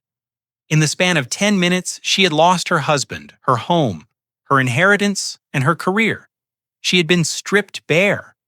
She looked at the walls of the dining room. She looked at the crystal chandelier she had picked out in Paris. She looked at the life she had curated so carefully for social media. It was all smoke. It was all gone. She let out a sound that was not quite a scream and not quite a sob. It was a low, keening wail of total loss. She curled into herself, her forehead touching the floor, her expensive dress pooling around her like a shroud. I watched her for a moment longer. I felt a phantom ache in my chest, a memory of the love I used to have for her. But I squashed it. I cemented over it. That love was the weakness that had allowed this to happen. I had loved her too much and disciplined her too little. I had built a house for her, but I had failed to build her character. I turned away from her. I could not look at her anymore. Preston walked over to the door and opened it for the police officer who was waiting outside to ensure the premises were vacated safely.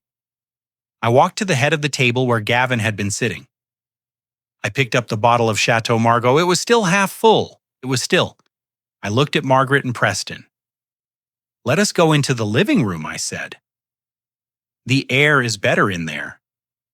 I walked out of the dining room, leaving my daughter weeping on the floor of a house she no longer lived in, grieving a husband who never loved her, mourning a father she had betrayed. I did not look back. The demolition was complete. Now it was time to clear the debris. The flashing lights of the squad cars finally faded from the front windows, leaving the house in a sudden heavy darkness. The aggressive wail of the sirens grew distant, replaced by the ambient hum of the Chicago suburbs, a world that had no idea what had just happened behind these brick walls. The dining room felt like a battlefield after the smoke had cleared. The air still smelled of spilled wine and expensive beef. But the toxicity, the suffocating pressure of Gavin's greed was gone, sucked out the door along with him. I heard the frantic thudding of footsteps on the floor above us. Emily was running back and forth across the master bedroom, dragging suitcases from the closet. I could hear the hangers rattling, the drawers being ripped open. It was the sound of a rat scurrying from a sinking ship, desperate to salvage whatever scraps it could carry before the water rushed in. I did not feel pity. I felt a cold detachment. She was packing the clothes I had paid for into the luggage I had bought her to go to a life I would no longer subsidize. I turned to my guests. Preston and Margaret were standing amidst the wreckage of the dinner party, looking at me with quiet respect. They did not look like powerful titans of industry and law right now. They looked like friends. Let us sit, I said, gesturing toward the living room. The chairs in there are comfortable and the air is cleaner. We walked into the living room. It was a space Gavin had filled with uncomfortable modern furniture designed to impress rather than to comfort. But the fireplace was mine. I walked over and struck a match, lighting the kindling I had laid earlier. The fire caught crackling and popping, casting a warm orange glow over the room, chasing away the sterile chill of the central air. I placed the bottle of 1995 Chateau Margaux on the coffee table. There was enough left for 3 glasses. I poured. My hand was steady. The tremor that had plagued me for months, the result of stress and repressed anger, was gone. Margaret took her glass and settled into one of the armchairs. She looked tired but satisfied. The tension around her eyes had smoothed out. She had just watched a threat to her company be neutralized in real time. Preston loosened his tie, unbuttoning the top button of his shirt. He took a long sip of the wine inside. "That is good wine, Harry," he rumbled. "It tastes like victory. It tastes like survival." I corrected him, taking my own seat. Above us, something heavy hit the floor with a thud. Emily dropping a suitcase. We all looked up at the ceiling, then back at each other. "She will be gone by morning," Preston said. "I have an officer stationed at the end of the block to make sure she does not try to take anything that belongs to the trust. The fixtures stay, the art stays, she leaves with her clothes and her consequences." I nodded, watching the flames dance in the hearth. "Thank you, Preston," I said, "for everything. I could not have pulled the trigger without you." "You built the case," Harry Preston said, raising his glass. "I just brought the handcuffs. You did the hard work. You lived in the trenches with the enemy." Margaret set her glass down on a coaster. She reached into the inside pocket of her blazer. She pulled out a long rectangular envelope. It was cream-cold, thick, and heavy. She leaned forward and placed it on the table in front of me. "We have some unfinished business, Harry," she said softly. I looked at the envelope. "What is this?" I asked. Margaret smiled. "You remember when you consulted on the Sterling Tower back in '98? She asked. "You developed that seismic coupling. You refused to take a fee. You said you wanted equity instead. You said you believed in the company?" I nodded. I remembered. Gavin had told me I was stupid for not taking the cash. He said equity in a construction firm was dead money. I never touched it. I said I just let it sit. Exactly. Margaret said you were a silent partner, Harry, a ghost in the machine. But you owned 15% of the founding shares. You never cashed a dividend check. You just instructed us to reinvest it. Compound interest is a powerful thing, Harry, especially over 25 years of aggressive growth. She tapped the envelope. "This is not a payout for the patent," she said. "That is separate. This is just the dividend distribution for this fiscal year. It has been sitting in escrow waiting for you to claim it." I picked up the envelope. I slid my finger under the flap and tore it open. Inside was a single check. It was printed on watermarked paper, blue and gray. I looked at the numbers. $4,500. I blinked. I read it again. It was not a mistake. The zeros stretched out across the line. $4.5 million. This was just for this year, and I still owned the stock. I looked up at Margaret. My throat felt tight. "I could have paid off the house 10 times over," I whispered. "I could have bought Gavin's silence. I could have bought peace." Margaret shook her head. "You cannot buy peace from a man like Gavin," she said. "If you had given him this, he would have burned through it in a month and come back for more. He was a black hole, Harry. You did not need money. You needed a boundary. And tonight you built a wall he cannot climb." I looked at the check again. It was just paper, but it represented freedom. It represented power. I stood up and walked over to the fireplace. On the mantel, sitting in a simple silver frame, was a photo of Martha. She was smiling, her hair wind-blown, standing on the shore of Lake Geneva before we bought the house, before everything got complicated. She had died in pain because I was trying to save money. She had died worrying about the heating bill. I touched the cool glass of the frame. "I am sorry, Martha," I whispered. "I should have done this sooner." I turned back to Preston and Margaret. I held up the check. "I do not need this," I said. "I have my pension. I have the house. I have enough to buy steaks and good wine when I want them. I do not need $4 million. Preston leaned forward. Then what are you going to do with it, Harry? I looked at the fire. I thought about the slap. I thought about the feeling of helplessness, of being old and disregarded in my own home. I thought about how many other people were out there right now, sitting in kitchens, being bullied by their children, being forced to sign papers. They did not understand being treated like burdens instead of human beings. I'm going to build something, I said. A building? Margaret asked, her interest piqued. No, I said a fortress. I looked at them, my voice gaining strength. I am going to start a foundation, the Martha Blackwood Center. I want to build a facility, not a nursing home, a sanctuary, a place for elderly people who are victims of financial and physical abuse by their families. I gripped the check tightly. I want lawyers there to help them protect their assets. I want doctors who listen to them. I want good food. I want safety. I want a place where no one ever has to be afraid of their own children again. Margaret stood up. Her eyes were shining. We can build that, she said. Sterling Construction will donate the materials. We will do it at cost.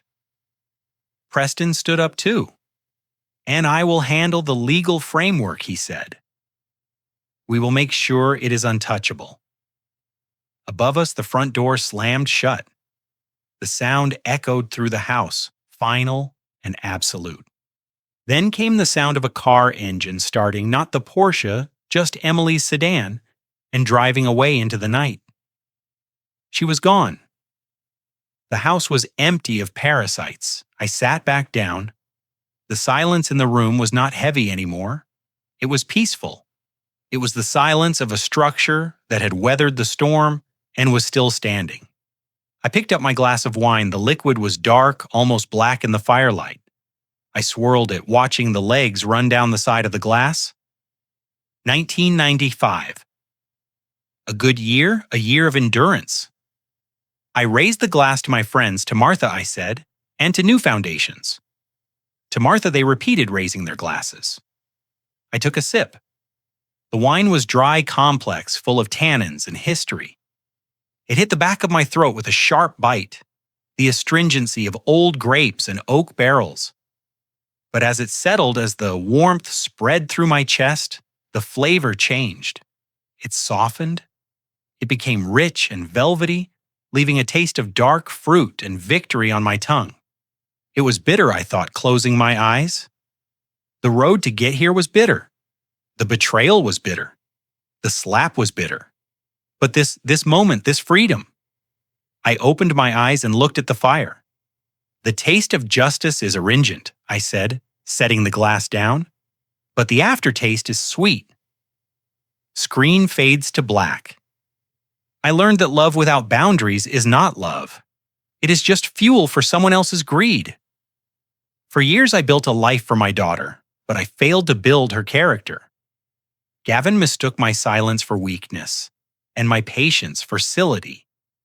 But like any good structure, when the load becomes too heavy, you do not simply patch the cracks.